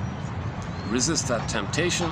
It's a siren song, but look what happened to the soldiers when they, or the sailors, sorry, when they listen to the sirens, they all crash. So we'll crash if we listen to the siren song to treat ourselves the way our mother treated us. So resist the temptation to listen to the siren song. So like Odysseus, you tie yourself to the mast, put wax in your ears. Resist the temptation to treat yourself the way your mother treated you. Do not now do the same thing to yourself. Do not continue to treat yourself abusively and without love and acceptance. Recognize you must provide for yourself what your parents and family were unable to provide. That's called self-reparenting. Give yourself the loving acceptance and soothing for which you yearn. Think about all the positive things about yourself. Do not devalue your attributes, rather recognize and appreciate them. I think there's a whole branch of psychology called positive psychology, springboards from this point. Focus on those kind of positive traits. So I think if you think of it in the context of this, okay, fine, right? But don't use positive psychology to deny the truth about you. Use positive psychology in the context of this one.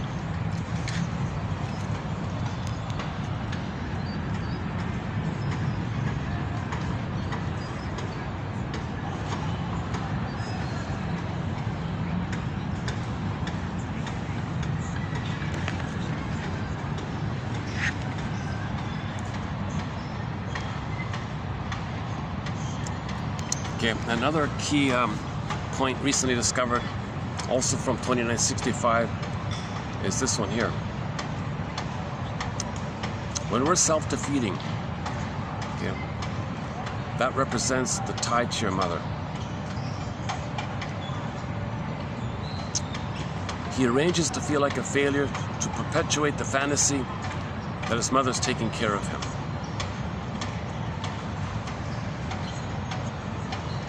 So he wants to stay connected. The mother's there. So self-defeating behavior keeps you tied, keeps you connected.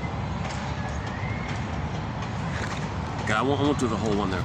Okay, now for Snow White Part 1, let me just quickly skim Part 1 of Snow White.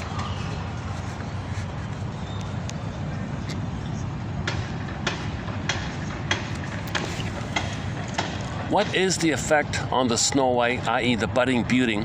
Okay, so Snow White is a symbol for our budding beauty. Okay, our inner budding beauty. That's called the emerging self. Our beingness. Our beingness is our budding beauty. Our connection to ourselves, our at home within. Joy runs the console. Creativity, spontaneity, tender, beauty, uniqueness. The Great Spirit gave you a budding beauty. What is the effect on the budding beauty, okay, symbolized as Snow White, in all of us, when we have a mother who is sometimes like the wicked queen?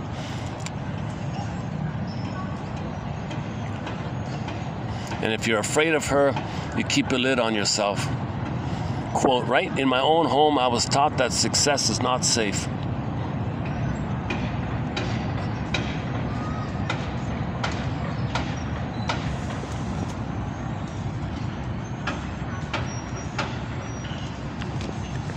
Okay, Snow White is not only a story of the Wicked Queen's actual mirror, it is also the story of the absence of her motherly mirroring. Okay, so key point here. Child comes on the scene. He expects to be mirrored by the mother to the child. The child wants to see himself reflected in his mother's eyes and sees how she sees him. He sees himself the way she sees him, and he sees how she sees him by looking into her eyes, into her loving gaze, and he understands himself according to her interpretation of him, her acceptance of him. That's he sees himself like that. That's called mirroring.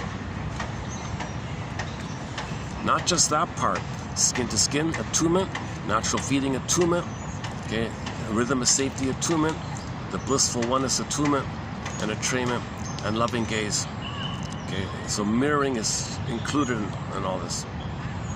So when the child comes on the scene, he expects to be mirrored.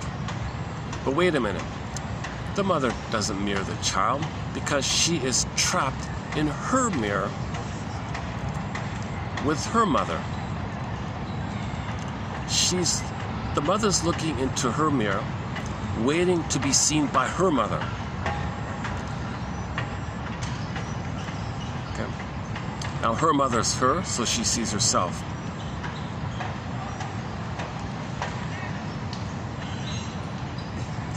But the true reflection is that she learns that when she doesn't get narcissistic supply from others, then she's not the center. Mirror, mirror on the wall. Am I the center? Am I the greatest? Am I the fairest? Am I the number one? Is it all about me? Am I center stage? Is it all about me? I can't see past the end of my nose. Is it all about me? Mirror, mirror. Am I the center? Do I get supply? No, somebody didn't see you. Somebody wants you to love them. No, blasphemy. They got to mirror me. My child's got to mirror me. Your child cannot mirror you. I can't. That's an insult. My child's got to mirror me. No, your child is good. Nature's greatest miracle. Something good is on the scene. Can the child mirror me? Child can. Okay, well, I want to remove the source of envious feelings. I'm trapped in my mirror. I got to stay in my mirror. So she wants to reject, see devalued the kid, to make so the mother wants to stay trapped in the mirror.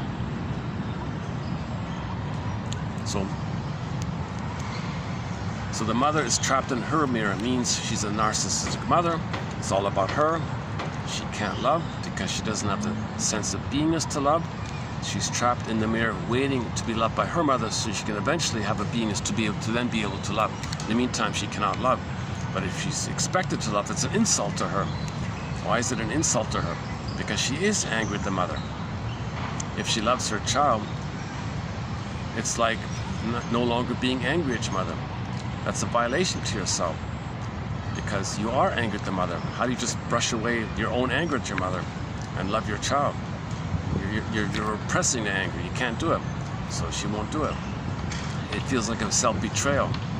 And if she does try to do it, the anger will come out in Diablos, the howling man way. It'll come out that way. So it still comes out, right?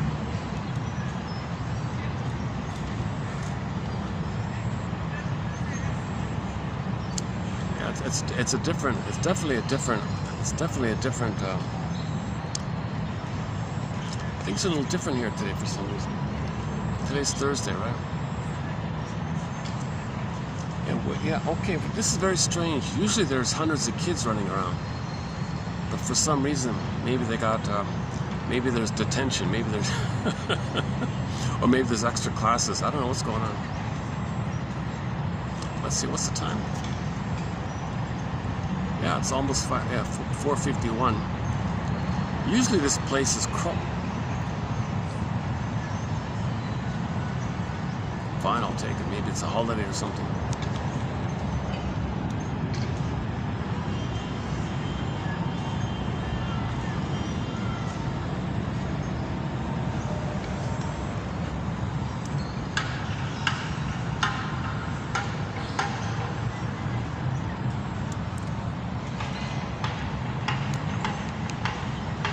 So, in other words, when a person's not seeing their beingness is in a coma in a glass box, okay, that means we can't touch through, we can't feel through because there's a wall there.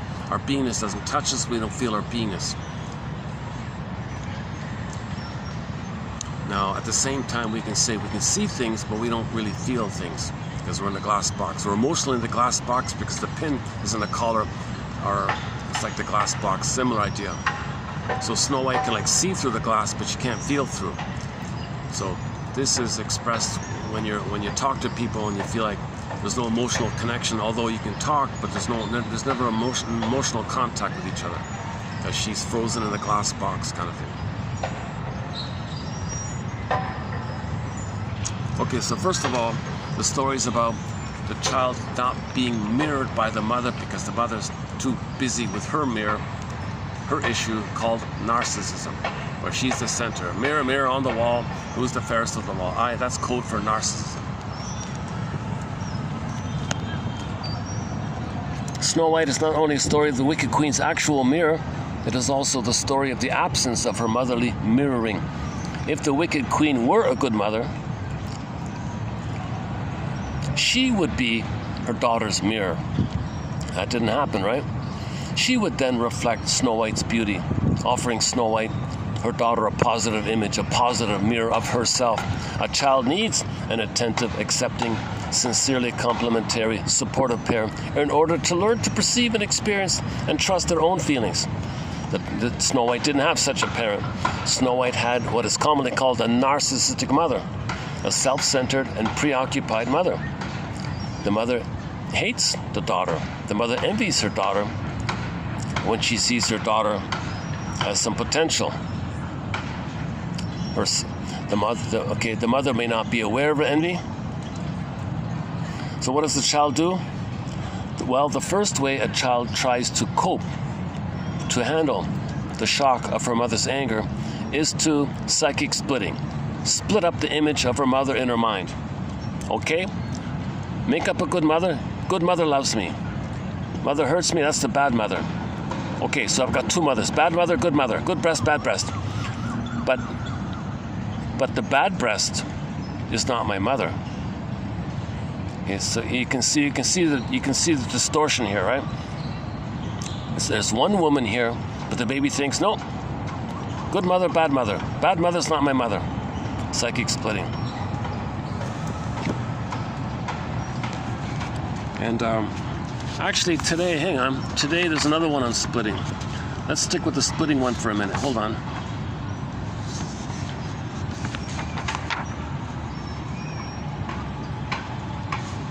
Oh, 65, hang on, yeah. 60, we're doing 67, hang on.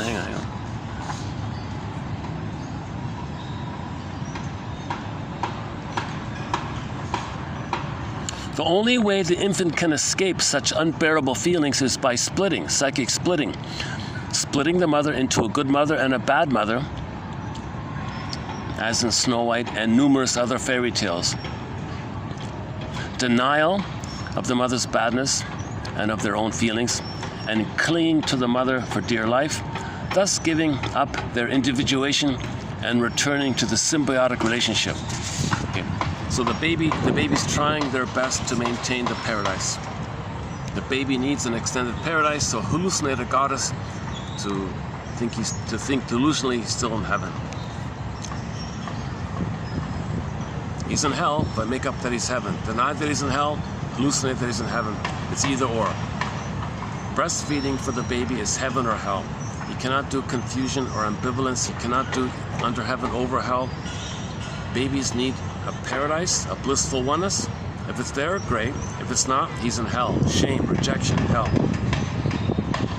That leads to psychic splitting. At midlife, we face this psychic splitting, psychosynthesize, forgive the mother, and build the Jane mind. The Jane mind is called the both and mind. Okay, enter the Three Faces of Eve film. So the Three Faces of Eve. Okay, it starts off with the woman being either Eve white or Eve black, splitting. Eve white, white black, right? Eve white or black, that's splitting, either or.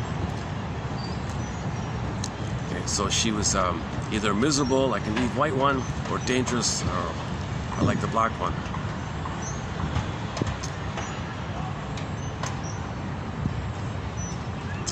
Okay, so she went, so that's unconscious. Okay, that's unconscious. So the image is in the water, it's under the water, unconscious. So we want to build an ark, like a boat. That's Mr. Noah builds the famous parable. Robert Bly and Robert A. Johnson and many others think that when Noah builds the ark, that's code for the both and mind to keep you in the conscious present. You need an ark. The ark is established by both and thinking. Both and thinking builds the ark that allows you to be in the present. If you don't have both and you're either or, there's no ark and you're in the unconscious and you're still in the past. That's frozen child, freezing parent. So finally, the woman went to therapy, 3 years of therapy, okay, with the shrink who smokes all the time. We don't really see any process, but we make it clear that she's in therapy because the guy looks like Mr. Freud chomping on a cigar the whole time. Slightly annoying kind of scene, but anyways, the conclusion was she went to therapy for 3 years and poof, Jane appeared, the third one. The third face is Jane. Jane is the healthy one, the normal one, the healed one, the both and one. And when Jane came on the scene, Eve White, Eve Black, poof, disappeared. They weren't there anymore. And the daughter said, Mother, I love it when you're Jane. Mother, when you're Jane, I can be myself, I feel free, I can learn about myself, I grow, I heal, I'm happy, I'm playful, I'm creative. I love it when you're Jane. Mother, could you please be Jane? Mother, please. And play the song. Oh, I forgot to do awesome. Oh, yeah, that's what it was. I was thinking about the song I was missing. It's Jane, so we played the song called Jane. Normally I'd play the song Jane right now. By the 1960-something, the famous song called Jane. Jefferson Starship or something. Just a one-hit band wonder in the 60s or something, I think.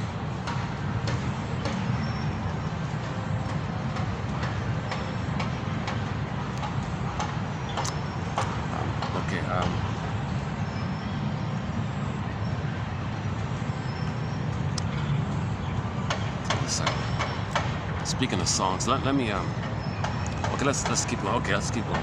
So when that woman went to therapy, she became Jane. The daughter was immensely relieved. Mother, I love it when you're Jane. When you're Eve White, you're gloomy and you bring me down. You're depressing. When you're Eve Black, you scare the hell out of me, and you're too dangerous. I can only be myself if you're healthy. So Jane is the healthy status. So Eve White, Eve Black disappeared, and really she's Jane. So the three faces of Eve is the traumatized version of her, Eve White, Eve Black. When she's healed, those traumatized issues go away, and she's Jane. So you gotta build, that's called both and. You gotta find the third side of the coin. You gotta get your story, get your mother's story that she was impaired, get the truth that she did love you, a mourning process. Okay, see your parents as people, free association, dream interpretation. Give up your someday fantasies that someday, if you repeat the past, you'll change the past. Someday, some pint of ice cream can be about the sweetness in the past. Someday, some bottle of wine can be about the spirit in the past. Come on. Someday, if you shame others and show up the mother, she'll apologize and change it. But come on, you got to face these someday fantasies. You gotta correct that false belief that you're guilty and you're dead and you're okay. No. Like the quote we read before, you're born to be loved and all that. And then when the Jane mind appears, you can be healed, kind of.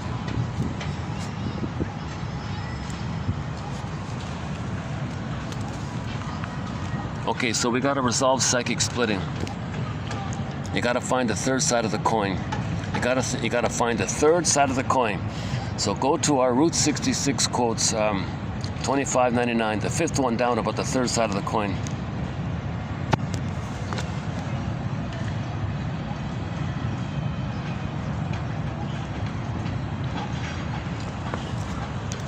So remember, the wicked queen is the child's mother.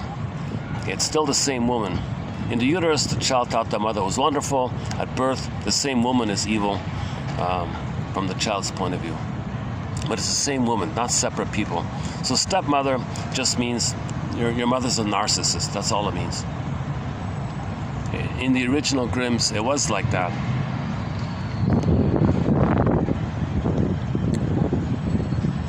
So what about the father?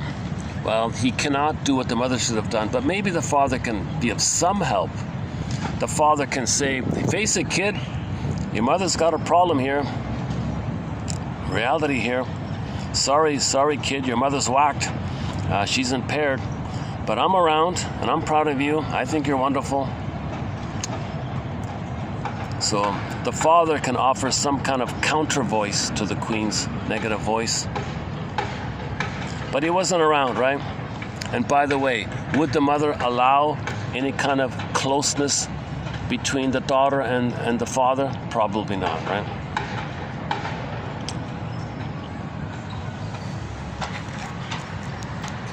So if our beingness is in the glass box, okay, condensation image, another way it could flip. At the same time, on another level, we're in the unconscious. Forest, unconscious. Okay, so that's a time of reflecting, self-reflection. You can think of it, she said, you can think of it like when in the glass box, there is a reflection like that, like a mirror reflection. Well, just borrow that. You want to self-reflect. So you want to get your story. Okay, now you want to connect with yourself. That's befriending the dwarves. At the same time, the dwarves and you, the dwarves are just within you, a personification of within you that you want to mine up. The dwarves are miners. So you want to mine up your gold, your treasure, your secrets, your knowledge, who you would have been had you been loved, knowledge of the trauma, knowledge of which defense mechanisms you're using, okay, what traits that were potentially yours, the true goodness of yours, that's the gold and the treasure. So you want to mine up. That's the miners, right? So you want to befriend yourself and you're mining up. That's all in the unconscious work. The dwarves are miners. They dig deep into the earth, seeking precious gems and metals. They help Snow White, or so something within her is helping her to mine up what is precious in herself. Okay, now you're connecting with yourself, i.e. the dwarves bring Snow White down to earth. Now you're getting in touch with your instinctual life, your body life, your intuition life, your inner life. Okay, just like your earthiness kind of thing. Bring it down to earth. Reality here. They watch over Snow White and try to guard her from the envious mother. They warn her, they support her, and give her a role, a purpose in life. They teach her how to have a good relationship with them. The dwarves tell Snow White the truth. So you know intuitively your mother's hurting you. The dwarves are telling, hey Snow White, your mother's dangerous.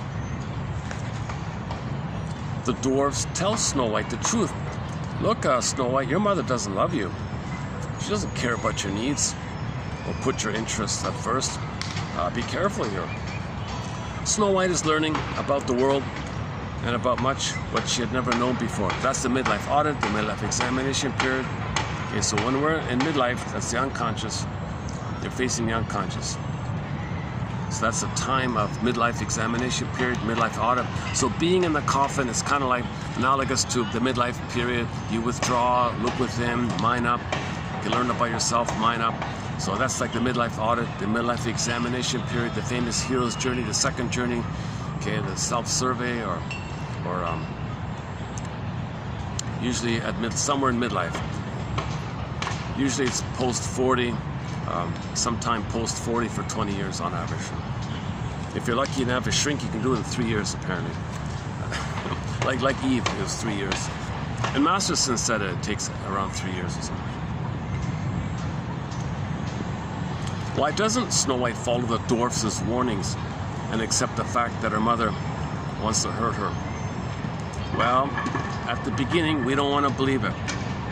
We can't handle the truth. You can't handle the truth. Snow White cannot handle the truth in the beginning. Because Snow White, like any one of you with an envious mother, wants to deny the obvious, to protect yourself from the truth that's too painful to bear. Too painful because Snow White needs her mother. Needs her precisely because she never had a mother. The more the mother's not around, or the more abusive the mother is, the more the child needs her. See, that's called the moral defense by Fairbairn.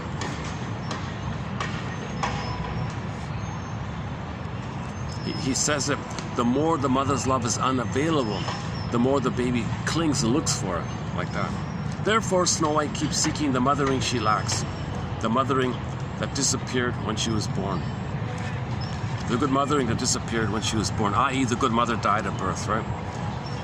But not literally. The mother's still there. The actual mother's still there. The real mother didn't die, but the good side of her died at birth, and then the evil side came, the wicked side came. For anyone with a wicked queen mother, the battle to become a full adult woman is as strenuous as the battle facing Snow White. Snow White looks up at the glass and sees her own reflection. She is finding her own mirroring.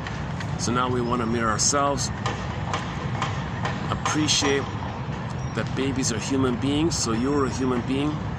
You learned otherwise, but no, reclaim that, mind that back. You are a human being. All babies are human beings. Babies are human beings. Mind that back up. You lost it, mind it up. Minor, dwarves, mind it up. That's the golden, the precious gem, right?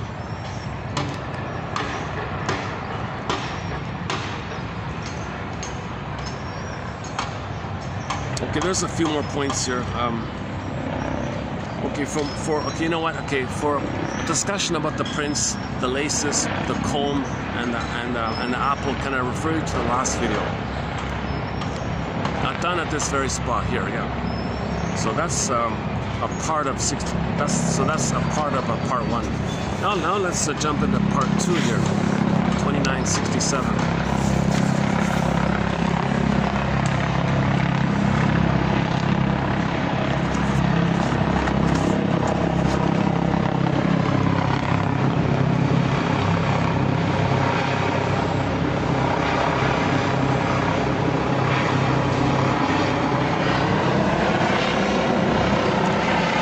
Some mothers are helicopter mothers.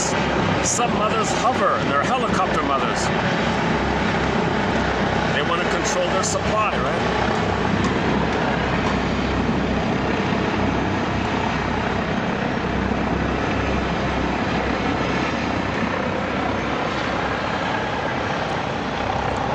In the near future, there'll be flying taxis, right? Flying cars, huh? The Jetsons, huh?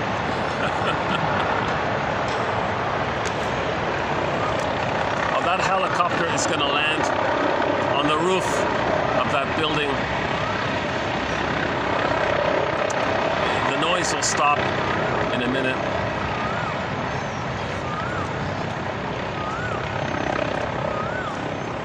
He found the landing spot.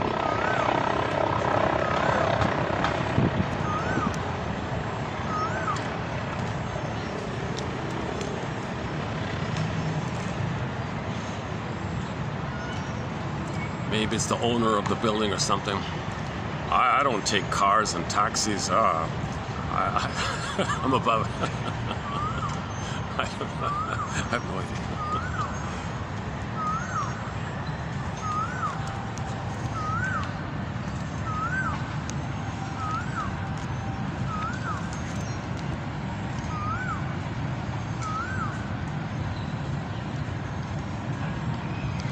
Oh, a key one from yesterday. Hang on. If Snow White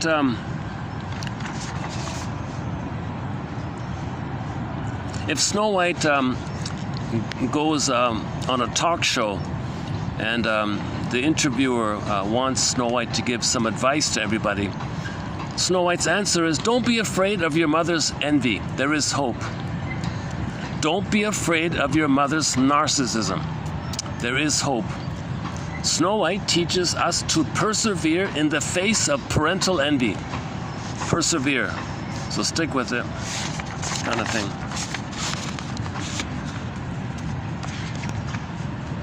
Okay, so we all have a Snow White within us. That's our budding beauty. But we also have the memory of mother attacking us. So that's stepmother.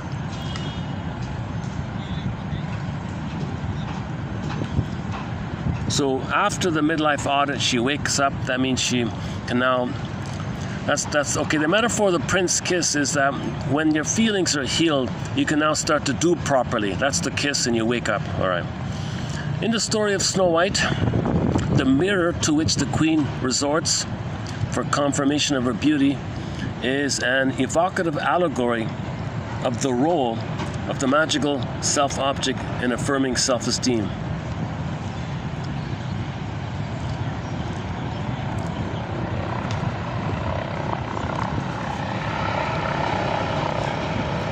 The gleam in mother's eye.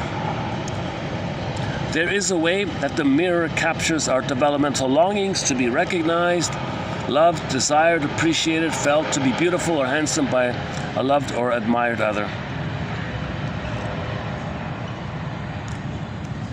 The mirror always told the truth, and one day wounded the queen by telling her that Snow White had surpassed her beauty. This was a devastating narcissistic injury. Okay, it's not about me anymore. And the story shows her narcissistic rage, her malignant response. Okay, about the apple. Okay, so this is so if the mother, okay, the apple, if the mother doesn't even, if the mother does feed, let's say, but she's angry and filled with stress, and sometimes the cortisol in the mother can enter into the breast milk. Now the baby's receiving the toxicity of the cortisol from the mother, so he feels poison. So food, poison apple, meaning the mother's stress. The fear of being poisoned at least concedes that the mother gives food, even though imputing sinister designs to her. Okay, so the baby develops all kinds of fears with this kind of mother, including being poisoned. Because the baby's ego is immature in relation to the giantess of the nursery.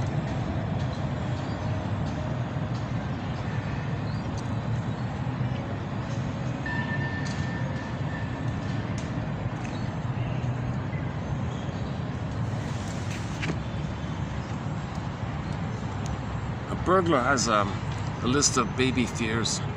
So small, helpless, powerless. Mother's the giantess. Very tender, vulnerable. So things are exaggerated for the baby. He's got narcissism. He feels important. But the mother's like hundreds of times bigger than him in his perception, or whatever it is, several times bigger. So if the mother rough handles the baby, he thinks he's being ripped apart or something. He exaggerates because of his small size. Okay, the toxic feeding, forced sketching, forced feeding, baby vomits, poison like that. Things are exaggerated.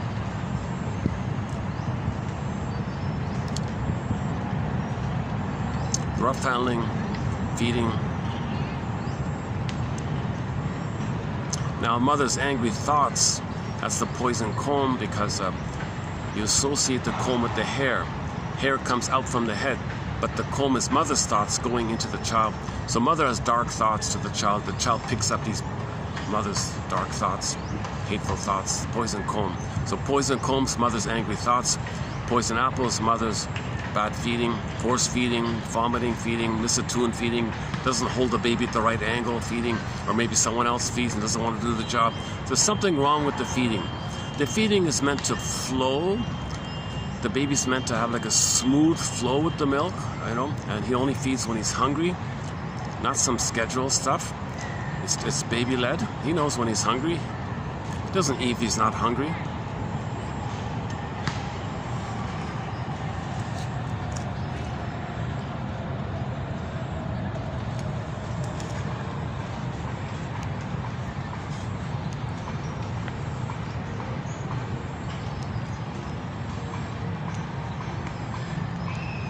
It's getting busier here now.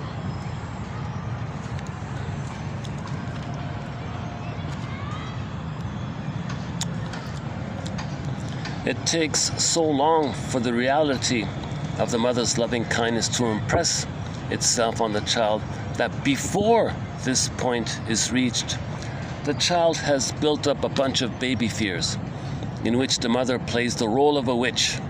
Yeah, so during this time, the mother is seen as a witch, the wicked witch. These fears arise during the pre-Oedipal phase.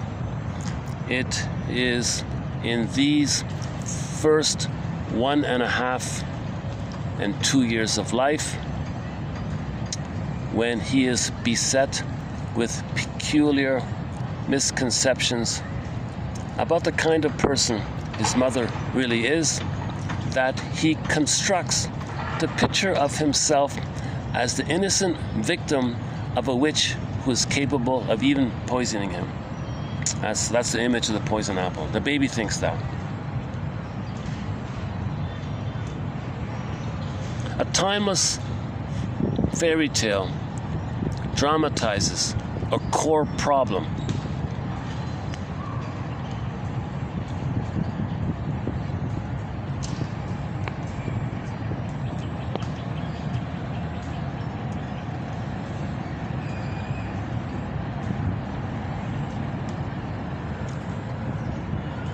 Okay, that's part 2. But just a little bit more on the topic of envy in general. There may be envy between siblings, and this can be transferred to classmates and workmates later in life. So the envy is not just with the parents, it can be between siblings.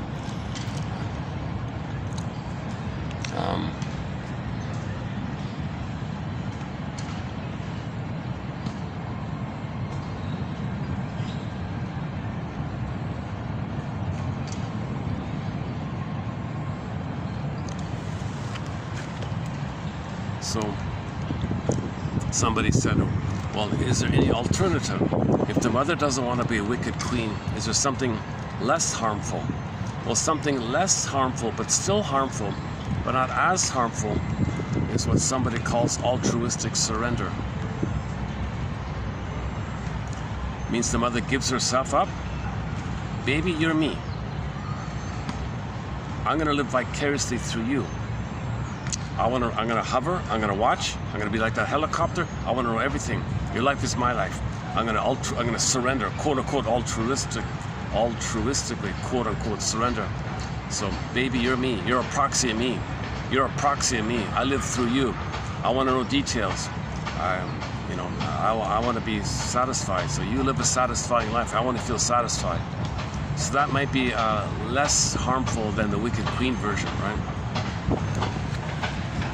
Why does someone use this thing called altruistic, quote-unquote, surrender?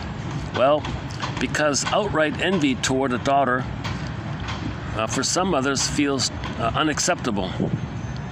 And identification is maybe more acceptable. And then it's a way to avoid feeling envy. With altruistic surrender, a mother feels goodwill, not ill will, toward her daughter. Unfortunately, altruistic surrender doesn't work. Your mother expects you to live out her dreams. Not only does this create a false expectation of what you want for yourself, you will probably fail to live out her dream exactly as she wants you to.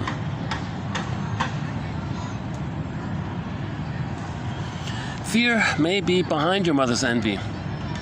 If you accomplish more than she has, she's afraid you will no longer recognize and appreciate her importance. There'll be guilt at surpassing your mother. Guilt at surpassing your mother combines with fear of hurting someone who is supposed to protect you in an unsafe world. If you surpass your mother and invoke her anger, who will be there for you? So we're afraid to be happy because we're going to lose the mother. So we don't be happy, so we keep the mother. Even downplaying your achievements doesn't always stop envy. There are some people who are going to envy no matter how much you try to prevent it. They will always find something to envy, so don't be surprised and disturbed by it. Snow White might say, quote, "The wicked queen never knew that envy ran her life, but I had the courage to confront envy. to allow myself to live a life in which I valued myself and others.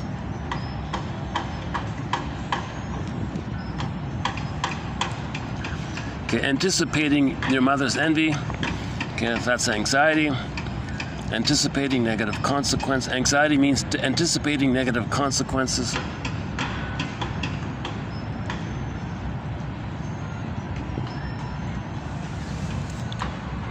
So most envy is fear that already took place.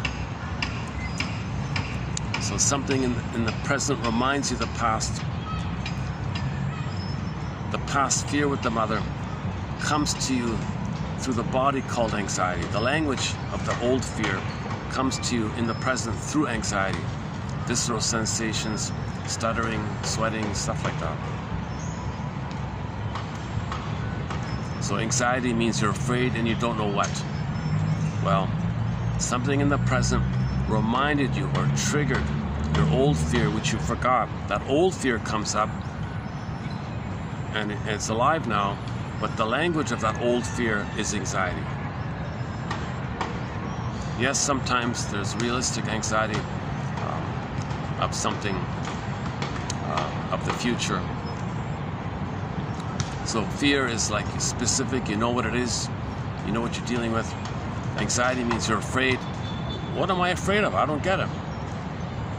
Well, you're just being reminded that you thought you were a goner with your mother. She abandoned you. You were separated from her for 2 weeks or something, and someone else nursed you or something and they did a bad job. Those kind of fears are coming to you in the form of anxiety. Those old fears. So anxiety, most anxiety is not new fears. It's just recalling old fears.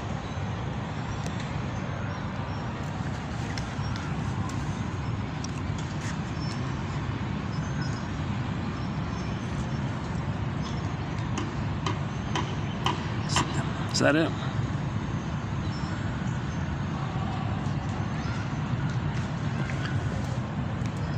Okay, the greed side of it all. Okay, this one about the heart one. Okay, I'm gonna leave that one aside for the time being. I'll come back to that point later about the heart one.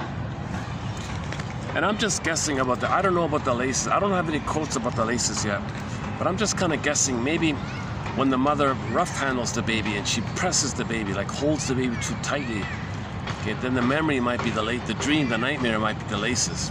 The laces are too tight. The mother's squeezing the baby or something, feeling her power, her anger on the baby. I control your baby, very angry, holding. So if the mother is aggressive in how she holds the baby, maybe the nightmare is the laces like that. Or maybe the mother dresses the baby and she tightens the dress too tightly in her anger. So the nightmare might be the laces later on. Or who knows, maybe it is the canal after all. Maybe the baby's having a hard time coming out of the canal. And he feels too tight or something in the canal, I don't know. So it might be birth trauma or the rough handling by the mother. I'm not sure about the laces one. But the comb and the apple seems to be mother's negative attitudes and bad feeding, improper feeding, toxic feeding. Toxic, negative emotions, negative thoughts, toxic comb. Hateful feelings towards the baby, poison apple.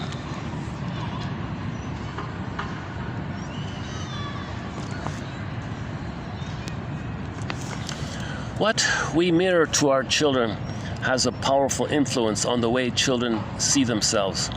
When a parent mirrors back to a child that she is lovable, good, smart, pretty, and that parent is enthusiastically interested in her, the child internalizes these thoughts about herself.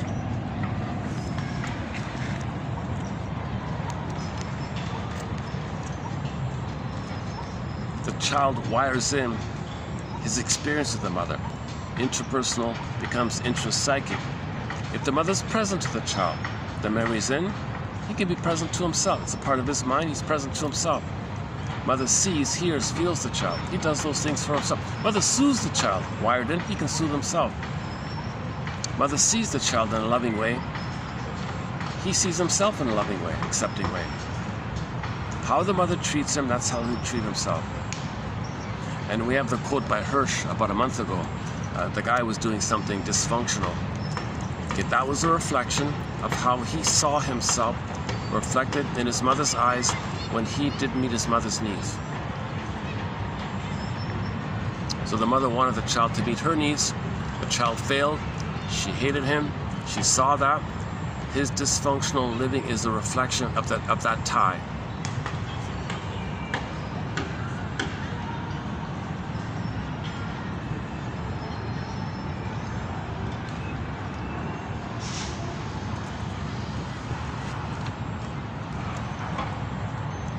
Okay, and the Berger's theory about the baby's fears with the mother. Maybe that's why there's an uncanny appeal to thrillers and ghost stories and horror films.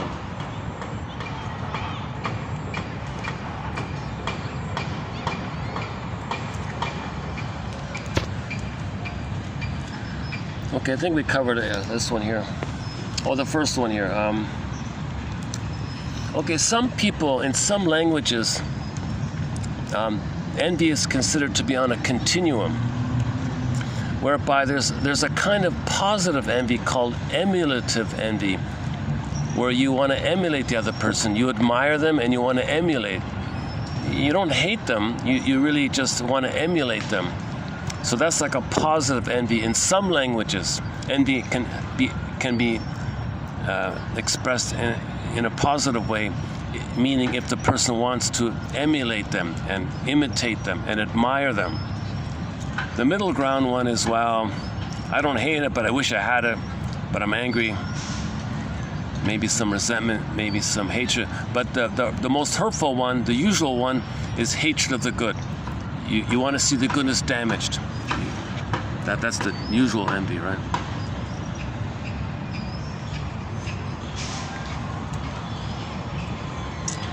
Well, let's check the battery here. Hold on a sec. 23%. Oh, it's getting close. Oh my goodness, I might not get 4 hours. Okay, let me play it on the safe side and I start to wind it down here. Sometimes when the battery gets near the end, it just suddenly jumps down all of a sudden.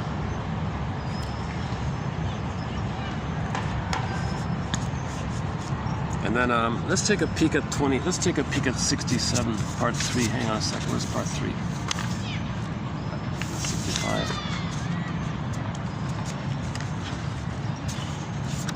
67.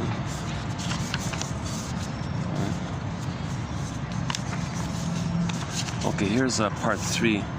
Let's see. Okay, when we do part 3, we'll do more about the glass coffin. Oh, Von Franz, yeah, okay. We'll do the ones from Von Franz. Marie-Louise Von Franz.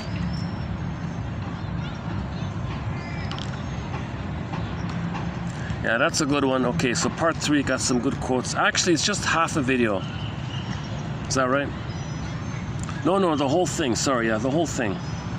So part 3 will have some more on the mirror, the glass coffin.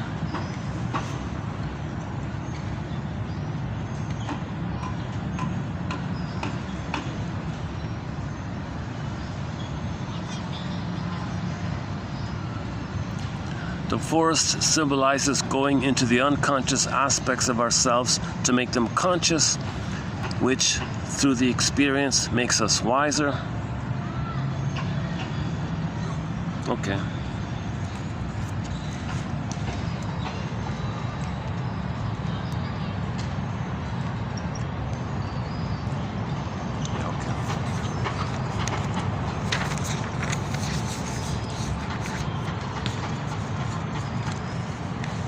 Your mission, should you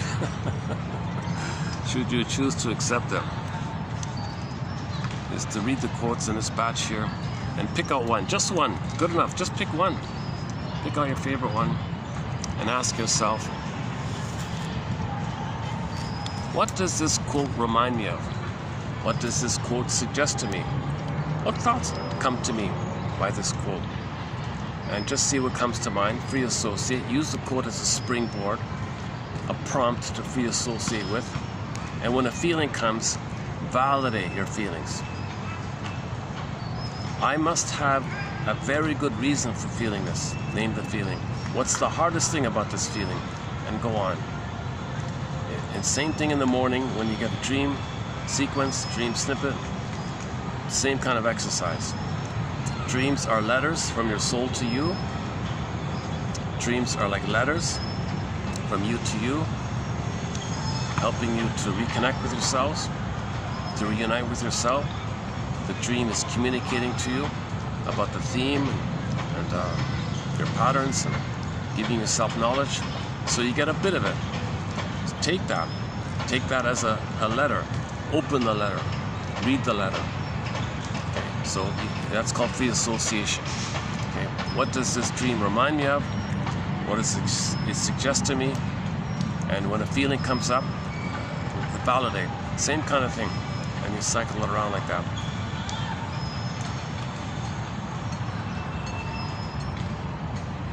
Okay, so that's it. You just pick one. You pick one quote. If there's none, fine. Maybe the next day you'll find one. Hopefully there's one out of 10.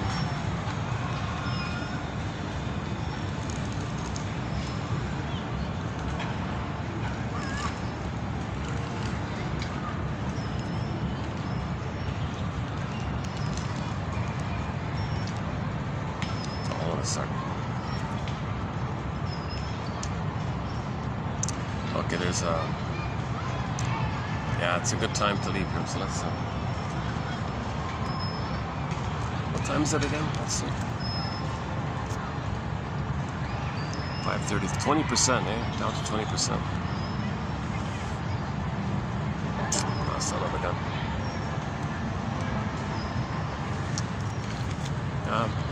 Yeah, there's a character near me, a little distracting.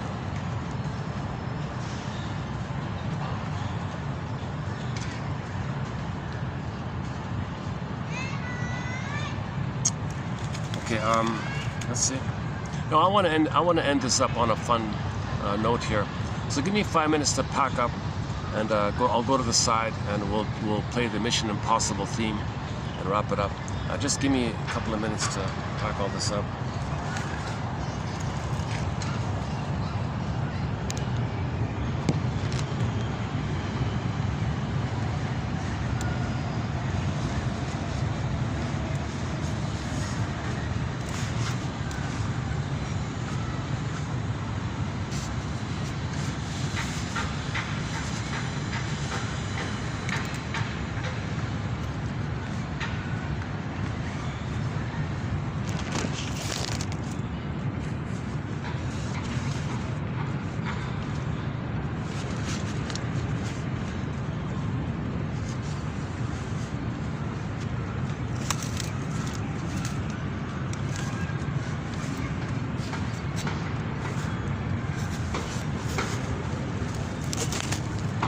What a great chair, light as a feather. It's a one of these folding chairs.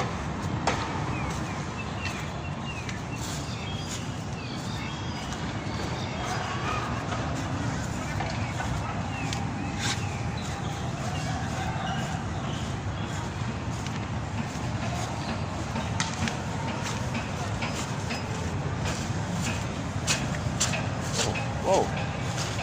Did it rain? A little wet here, eh?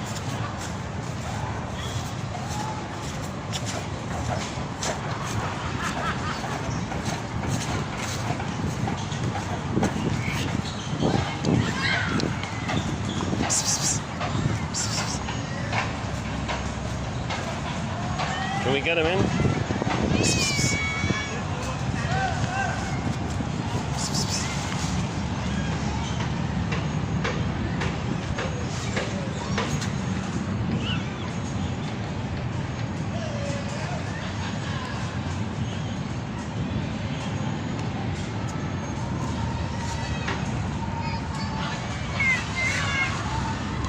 Say hello. You want to say hello?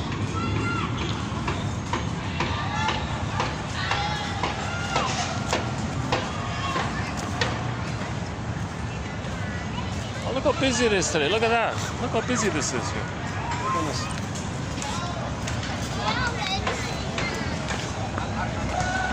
Schon wieder muss man noch ein paar Sachen machen.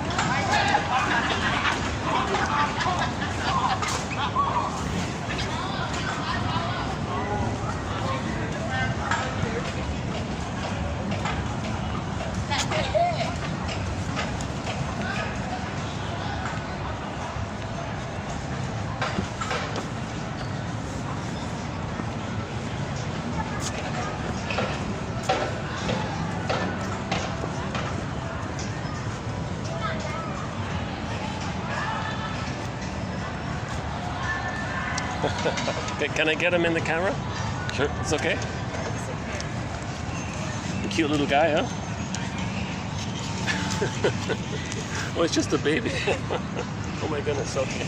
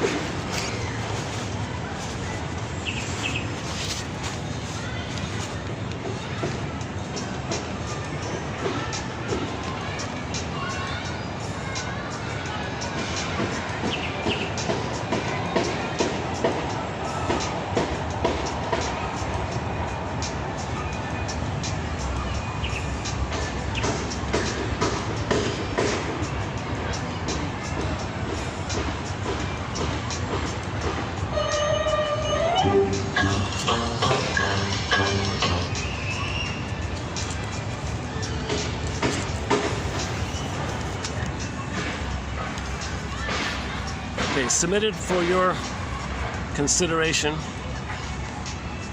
That's what Rod Serling says in the Twilight Zone. And submitted for your approval, should you choose to accept it. Your mission is to visit the link below, patreon.com/narrativemedicine. These quotes are a lasso of truth.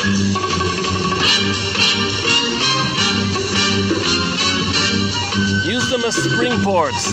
Use them to free associate with. Engage in the active process of making the unconscious conscious.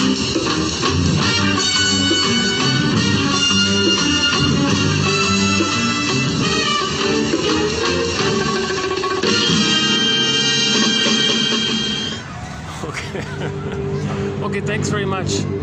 For the love of narrative medicine, I'll see you in part 3 on our topic on Snow White that we're currently involved in here. I'll see you in part 3 for the love of narrative medicine.